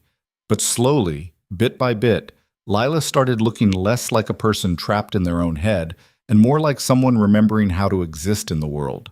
Eden's recovery went differently. She started attending a support group for trauma survivors. Started seeing a therapist who specialized in captivity cases. Her mother reported progress. Eden was sleeping in her own room now, could be alone for short periods without panic attacks. But Eden and Lila still hadn't seen each other since the hospital. Every time Wade asked about it, Lila would change the subject or walk away. 6 weeks after the rescue, Wade was at the Mercer Ranch when Sheriff Briggs called. Got something you should know, Briggs said.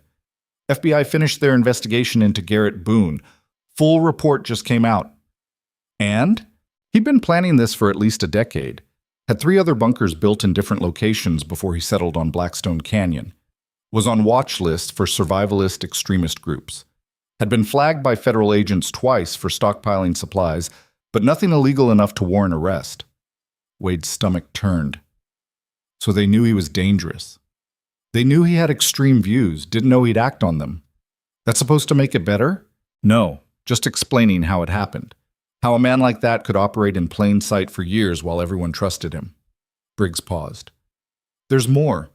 Garrett kept detailed journals about why he chose Lila and Eden specifically. Not random selections. He'd been watching them for months. Why those 2? Lila because she was isolated, rode alone frequently, predictable patterns. Eden because she played in an unfenced yard. He chose victims based on opportunity and vulnerability. Then he positioned himself as the hero searching for them so nobody would suspect him. Wade closed his eyes. Does Lila know this? FBI is recommending families be informed. Part of the healing process, they say. Understanding it wasn't their fault. Their fault? How could anyone think trauma makes people blame themselves, Briggs said. Survivors think they should have seen warning signs, should have fought harder, should have done something different. FBI wants to make clear that Garrett engineered every aspect of this. The girls had 0 chance of preventing what happened. After hanging up, Wade found Lila in the barn, grooming Rustler for the 2nd time that day. She looked up when he approached. Something wrong? She asked. FBI finished their investigation into Garrett. Full reports out. Lila's hand stilled on the brush. And? He'd been planning this for years, watching you before he took you. Chose you specifically because I was easy to take, Lila finished. I know. I figured that out already. It wasn't your fault. Everyone keeps saying that. Lila went back to brushing. My therapist, my parents, the FBI agents who interviewed me, like if they say it enough times, I'll believe it. You don't believe it? I believe Garrett was crazy. I believe he would have taken someone even if it wasn't me. I believe a lot of things. She set the brush down. What I can't believe is that I survived 4 years in a hole in the ground and came out the other side. That's the part that doesn't make sense. What do you mean? I mean, I should be more broken than I am. I should be non-functional, traumatized beyond repair. That's what everyone expects. They look at me like I'm made of glass, waiting for me to shatter. Lila stroked Rustler's neck. But I'm not shattering. I'm just existing. Getting up every day, brushing this horse, eating meals, sleeping, like my brain decided survival mode is permanent now. That's not a bad thing, Wade said. Isn't it? Shouldn't I be falling apart? Shouldn't I be processing and grieving and doing all the things they say I need to do to heal? Maybe healing looks different for everyone. Lila turned to face him fully. Do you ever think about her? Your wife? The subject change caught Wade off guard. Every day. Does it get easier? No, just different. The sharp edges dull down enough that you can handle them without bleeding. That's what I'm afraid of, Lila said quietly. That 4 years in that bunker will dull down until it's just something that happened to me instead of something that defined me. And then, who am I? Wade didn't have an answer for that. He just stood there in the barn while a 17-year-old girl asked questions that would take years to answer. Eden wants to see me, Lila said abruptly. Her therapist called mine, said it would be good for both of us to meet, process together. What do you think? I think I spent 4 years with Eden in that bunker, and I don't want to spend another second looking at someone who reminds me of everything we lost. That's fair. Lila looked surprised. You're not going to tell me I should do it anyway? That it's part of healing? Not my place to tell you what healing looks like. She smiled slightly. You're not like other adults. Most other adults probably have better ideas than I do. Doubt it. They worked in comfortable silence for a while.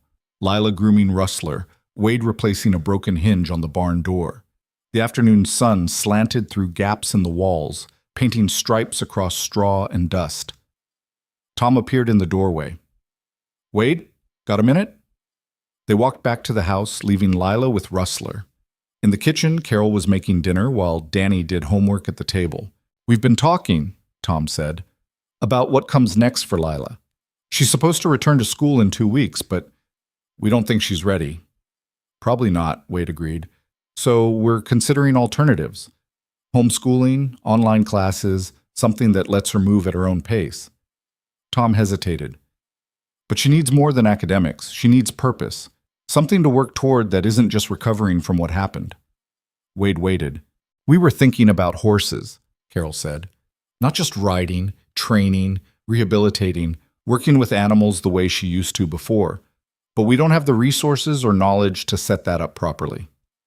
You want my help, Wade said. We want to know if you'd be willing to mentor her. Teach her what you know about training horses, breaking difficult animals, rehabilitation work. Tom met Wade's eyes. We can't pay you. But if there's any other arrangement, stop talking about payment, Wade interrupted. If Lila wants to learn, I'll teach her. Simple as that. Carol's eyes filled with tears. You've already done so much.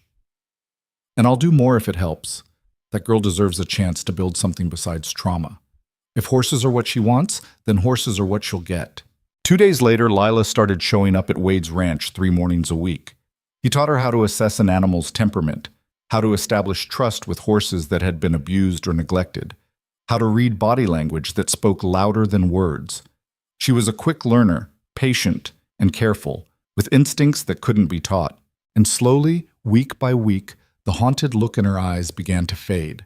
Not disappearing entirely, Wade suspected it never would, but softening enough that she could smile occasionally without it looking painful. The rescue had changed Black Hollow too. The town that had spent 4 years grieving now had to learn how to celebrate recovery without forgetting the cost. Families that had pulled apart began reconnecting. People started talking to each other again, helping neighbors, rebuilding the community that Garrett Boone's crime had fractured. But underneath the relief, something darker festered. The realization that evil had walked among them wearing a hero's face, that they'd all been fooled. That trust itself had become a complicated thing requiring scrutiny and doubt. Wade felt it every time he went to town for supplies. The way people looked at each other differently now, the way parents watched their children with heightened awareness, the way Black Hollow had learned the lesson that safety was an illusion and monsters didn't always announce themselves. 3 months after the rescue, Wade stood in his barn watching Lila work with a traumatized mare someone had dropped off after reading about the Mercer girl who was training horses again. The mare was skittish, underfed, covered in rope burns. Lila approached slowly, speaking in low tones, offering grain on an open palm. The mare hesitated, then stepped forward and took the grain. Lila smiled, a real smile this time, reaching her eyes. And Wade thought maybe healing wasn't about forgetting or moving on or any of the things people said it was supposed to be. Maybe healing was just finding moments where survival turned into something that looked almost like living. 6 months after the rescue, spring finally arrived in Black Hollow with the kind of warmth that made winter feel like something that had happened to different people in a different lifetime. The desert transformed overnight, wildflowers erupting from cracked earth, sage turning green at the tips, even the wind losing its sharp edge. Wade woke early on a Saturday morning to find Lila already in his barn, working with the traumatized mare they'd named Penny. The horse had arrived 3 weeks earlier, too thin and too scared to let anyone close. Now Penny stood while Lila brushed her coat, still nervous but no longer bolting at sudden movements.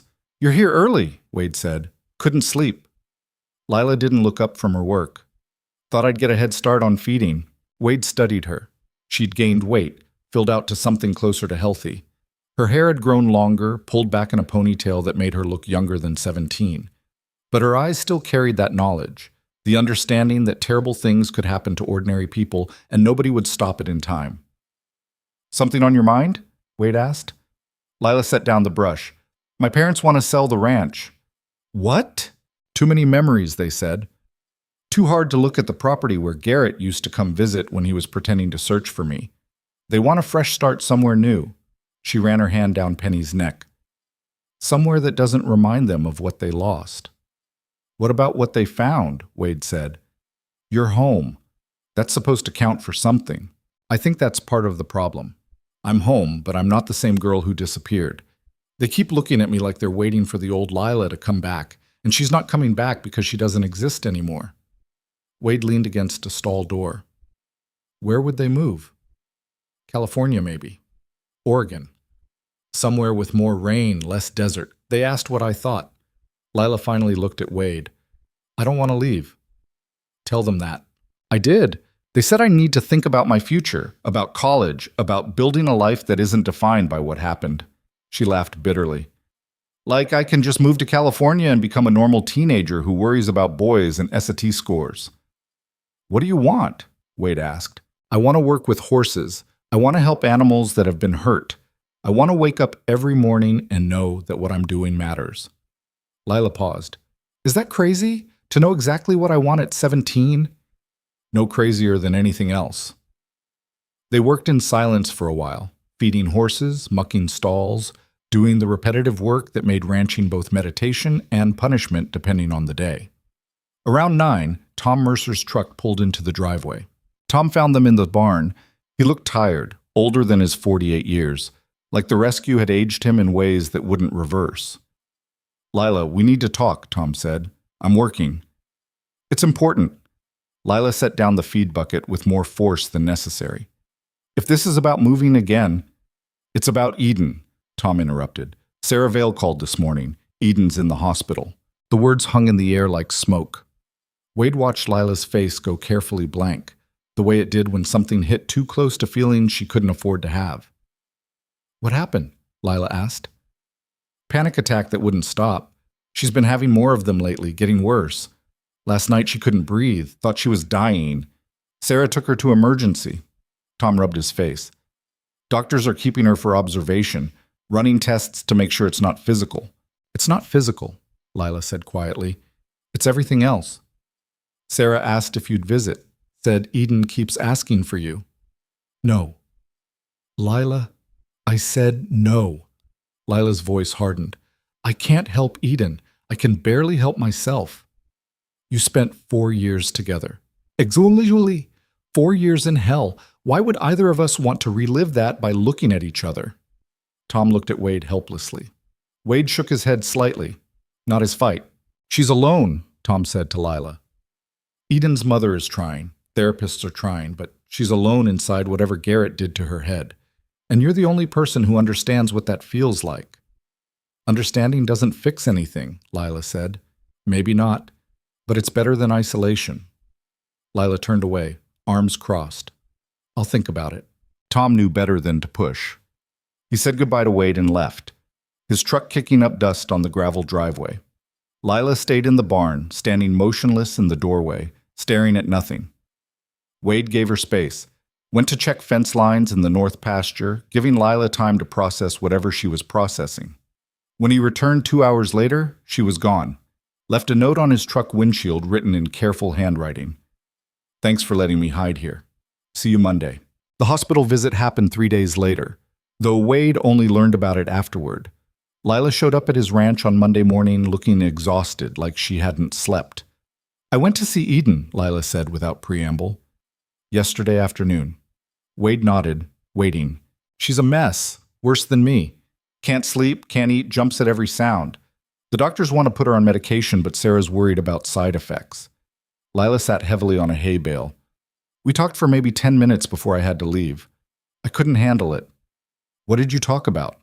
The bunker mostly. What we remember, what we're trying to forget. Eden asked if I still have nightmares about Garrett. I said yes. She said she does too, but in her nightmares he's still alive and he's coming back for us. Wade felt something cold settle in his chest. What did you tell her? That he's dead. That we watched them shoot him. That there's no coming back from that. Lila picked at a strand of hay. But she doesn't believe it. Not really. Part of her is still waiting for him to walk through the door and tell us it was all a test, that the real collapse is coming and we need to go back underground. That's not rational. Nothing about this is rational. Lila's voice rose slightly. We spent 4 years being told the world ended, and even though we know it was lies, our brains still believe parts of it. Eden can't shake the feeling that something terrible is about to happen, and honestly, neither can I. What are you afraid of? Wade asked. Everything. Nothing. I don't know. Lila stood, started pacing.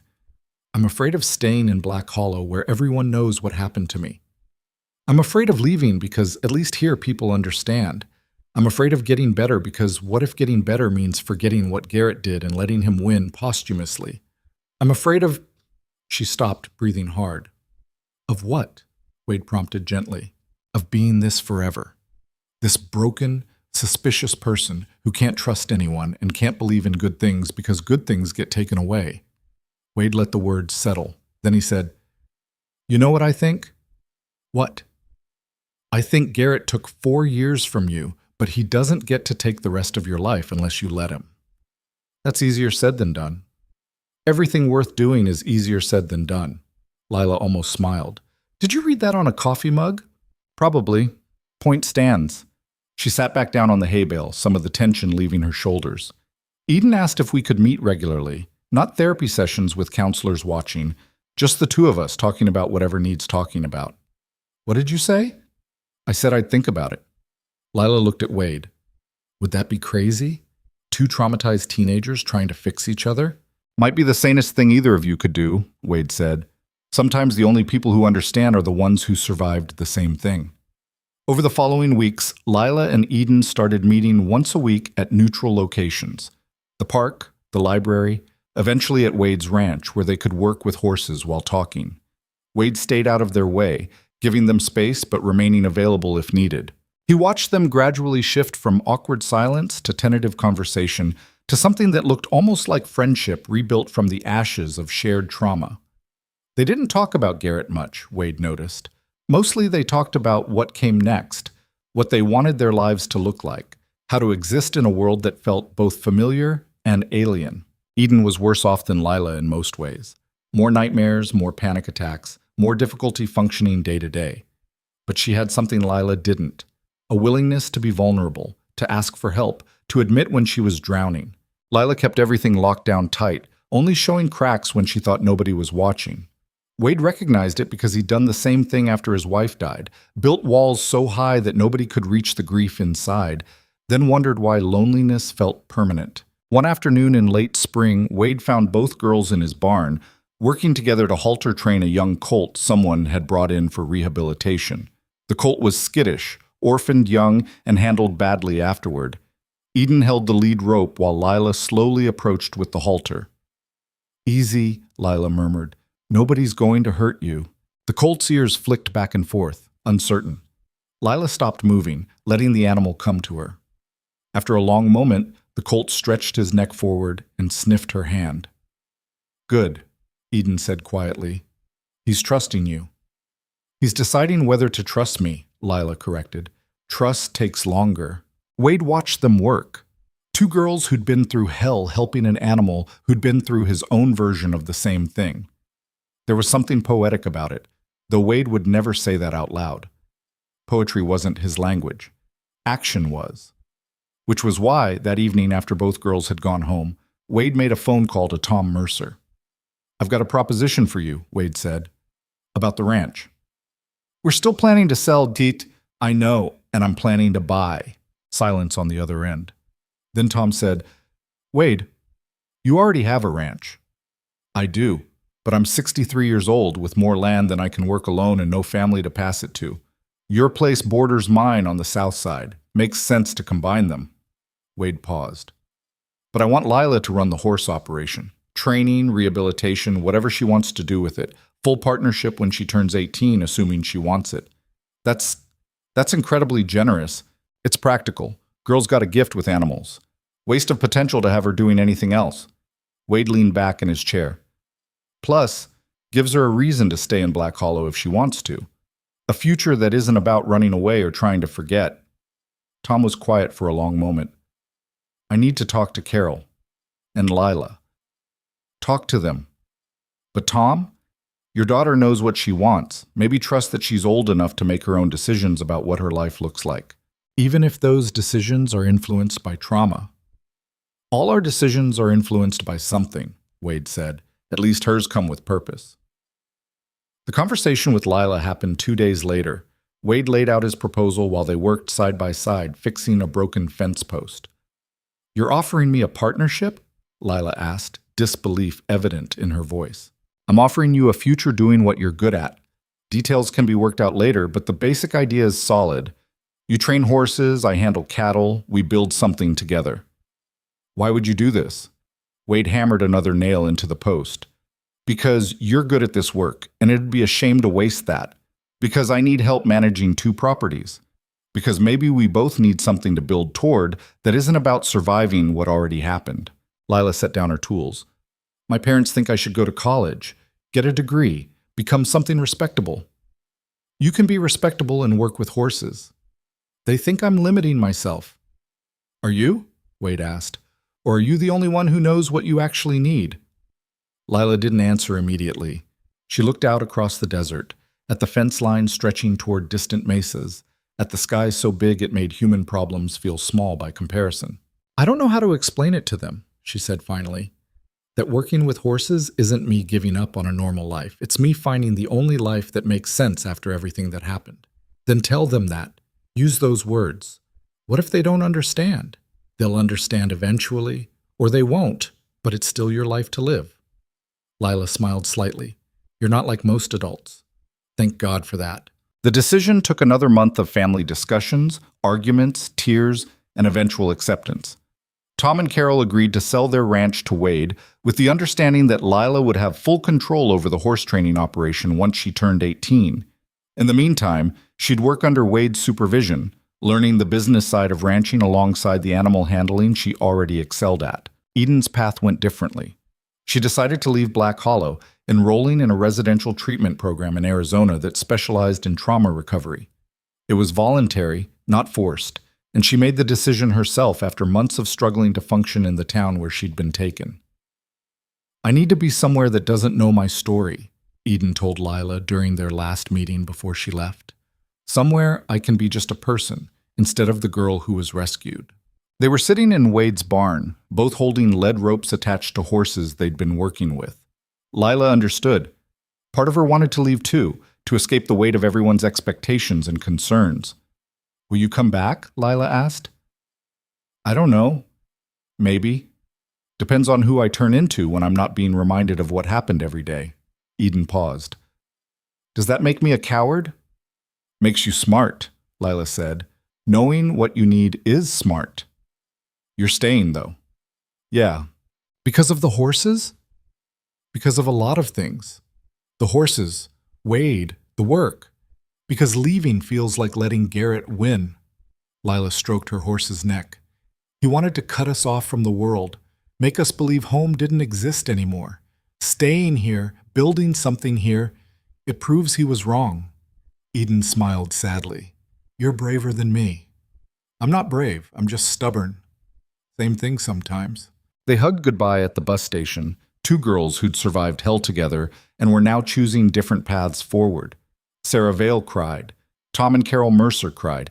Eden cried. Lila didn't cry until later, alone in Wade's barn with Rustler, letting the tears come where nobody could see them. Summer arrived hot and relentless.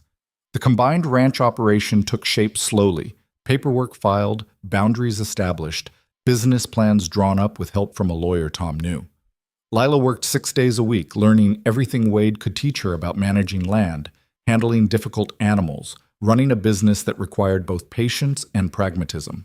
She was good at it, better than good, had instincts for horses that Wade had seen maybe twice in his entire life.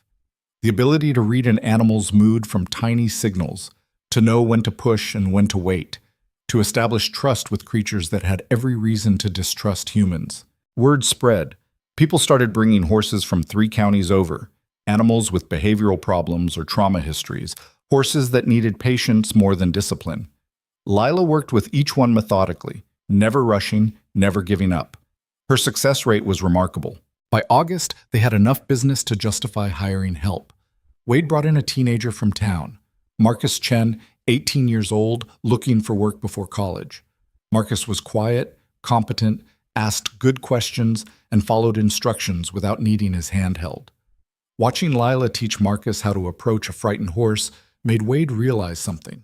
She wasn't just surviving anymore. She was building, creating something from the wreckage of what had been taken from her. One evening in early September, almost a year after the rescue, Wade found Lila sitting on the fence rail watching the sun set over the desert. Rustler stood nearby, grazing peacefully. Penny got adopted today, Lila said as Wade approached.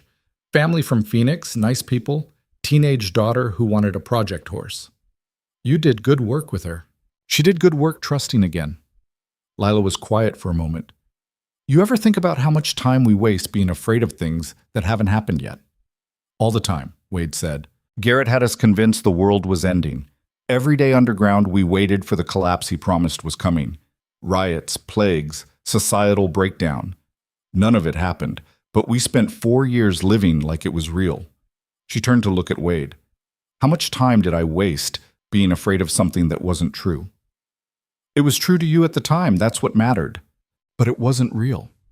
And now I'm out here, watching the sun set on a world that's still standing, still functioning, still offering chances for people to build things. Lila paused.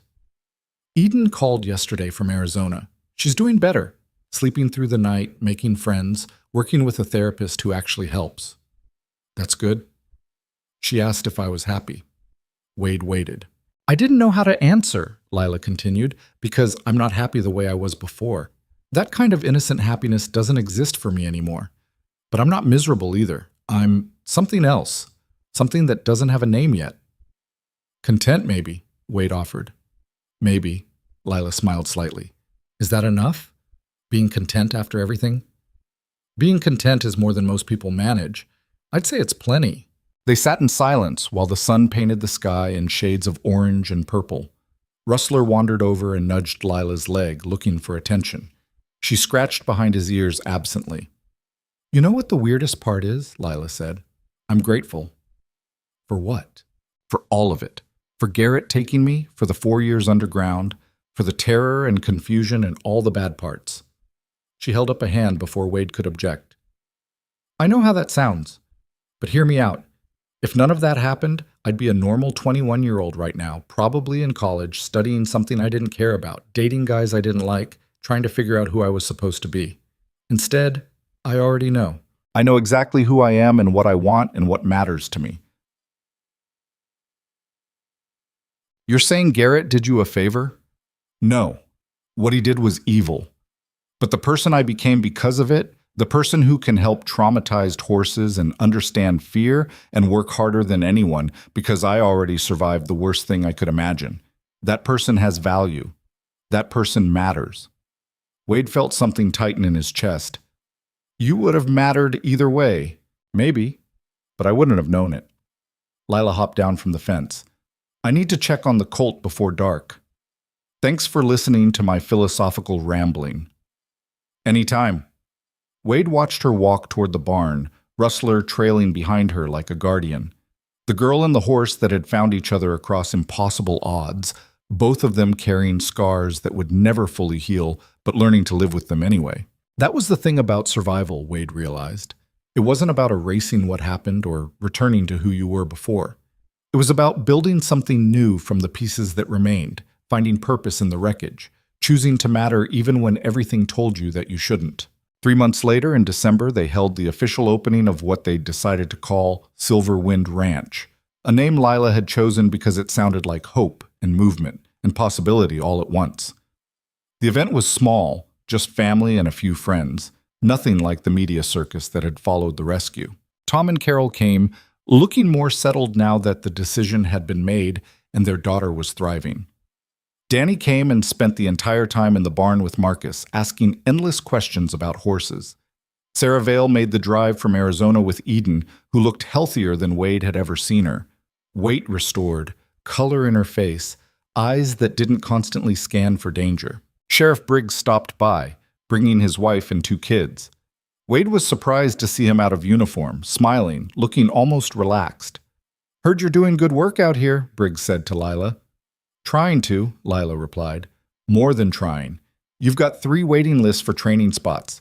People calling my office asking for your contact info because they heard about the girl who rehabilitates broken horses. Briggs smiled. Black Hollow needed some good news. You're giving it to them. After the guests left and the sun started setting, Wade found Lila and Eden standing together near Rustler's paddock. They were talking quietly, hands resting on the fence rail, looking at peace in a way Wade hadn't seen before. Don't miss it, Eden was saying. The bunker, I mean. But I miss who we were together down there. The way we took care of each other when nobody else existed. We can still take care of each other, Lila said, just in sunlight instead of darkness. Yeah, Eden smiled. I like the sunlight better. Wade started to turn away, give them privacy, but Lila called out to him. Wade, come here. He approached. Both girls were looking at him with expressions he couldn't quite read. We were talking, Eden said, about what we learned from everything that happened. And what did you learn? Wade asked. That monsters exist, Lila said. But so do people who stumble into canyons and bring horses back and offer partnerships to traumatized teenagers because they believe in second chances. That heroes aren't always who you expect, Eden added. Sometimes they're 63-year-old ranchers who just refuse to give up. Wade felt his throat tighten. I'm not a hero, just did what anyone would do. That's what heroes always say, Lila said. But here's the thing, Wade. Most people wouldn't have followed Rustler into that canyon. Most people wouldn't have risked getting shot to bring a horse to a bunker entrance. Most people wouldn't have offered everything you've offered without asking for anything back. You're giving me too much credit. We're giving you exactly the right amount of credit, Eden interrupted. You saved our lives, not just by finding us, but by reminding us that the world still had good people in it, that not every adult was lying, that trust was still possible even after it had been broken. Wade didn't know what to say. He stood there, an old rancher who'd spent 5 years being lonely and the last year discovering that purpose could find you even when you'd stopped looking for it. Thank you, he finally managed, for letting me be part of your recovery. You're not part of it, Lila said. You're the foundation it's built on. They stood together watching the desert turn purple in the fading light. Rustler grazed nearby, occasionally lifting his head to check on Lila like he'd been doing for the past year. Other horses moved in their paddocks, rehabilitated animals waiting for adoption, new arrivals learning to trust again. In the distance, Black Hollow spread across the desert floor, a small town that had survived grief and betrayal, and learned that healing wasn't linear or neat, but messy and complicated and worth fighting for anyway. Wade thought about the morning he'd ridden fence lines and stumbled into a nightmare. About the moment he'd seen Lila holding a water bucket with terror in her eyes. About Garrett Boone, who'd believed himself to be a savior while being the villain of every story he touched. But mostly Wade thought about what came after. About two girls who refused to let trauma define them. About a community that slowly rebuilt trust. About a horse that remembered love across years of separation. About the strange and unexpected ways that broken things could be made whole again if enough people cared enough to try. Eden left the next morning, headed back to Arizona and the life she was building there. Before she climbed into Sarah's car, she hugged Lila tightly. "Come visit," Eden said. "I will." "Promise?" "Promise." They held each other for a long moment, two survivors who understood that healing took different shapes for different people and both paths were valid. After they left, Lila found Wade in the barn. "I've been thinking," she said, "about expansion. There are kids like me and Eden who need places to go, things to do, ways to heal that aren't just therapy sessions and medication. What if we built something for them here? A program where traumatized kids could work with traumatized horses, both of them helping each other recover." Wade considered. "That would take funding, resources, probably some kind of nonprofit structure. But it's possible. Anything's possible if you want it badly enough." Lila smiled. "Then let's make it possible." Over the following year, that's exactly what they did. Applied for grants, filed paperwork, built additional facilities with help from volunteers who remembered what Black Hollow had lost and wanted to contribute to what it was building. By the second anniversary of the rescue, Silver Wind Ranch had become something bigger than a horse training operation. It was a recovery center, a second chance facility, a place where broken things, animals and people alike, could learn to be whole again. The first group of kids arrived in August. 6 teenagers from across the state, all carrying trauma of different kinds. Lila worked with them the same way she worked with horses, patient, firm, never pushing too hard but never accepting defeat either. Wade watched it all come together and felt something he hadn't felt in years. Not happiness, exactly. Something deeper than that. The knowledge that his life had mattered, that the random choices he'd made, buying a neglected horse at auction, following that horse into a hidden canyon, offering partnership to a traumatized girl, had rippled outward in ways he never could have predicted. On a clear September evening, Wade sat on his porch watching the sun set. Rustler and Lila were in the arena, working with a new arrival, a mare someone had abandoned after she'd kicked a handler. Lila moved slowly, speaking in low tones, giving the mare space to decide trust was possible. Carol Mercer's words from a year ago echoed in Wade's memory. "Thank you for caring when you didn't have to." But that was the thing, Wade realized. He did have to care. Not because anyone forced him, but because caring was what made survival turn into living. Because isolation was safe, but connection was what gave life meaning. Because somewhere between finding 2 girls in a bunker and building a ranch that helped traumatized kids heal, Wade had learned that the opposite of loneliness wasn't company. It was purpose. The desert wind picked up, carrying the smell of sage and dust and possibility. In the arena, the frightened mare took a tentative step toward Lila. The girl smiled, waiting, letting the animal come to her. And Wade understood that this was the lesson Garrett Boone had never learned. That trust couldn't be forced or faked or manufactured through fear. It had to be earned, rebuilt, chosen every single day by people and animals who decided that risk was worth taking if it meant not being alone. The mare took another step, then another. Finally stood close enough for Lila to touch her muzzle. In that moment, watching a girl who'd survived the unthinkable teach a horse to trust again, Wade felt something like peace settle over him. Not the absence of pain.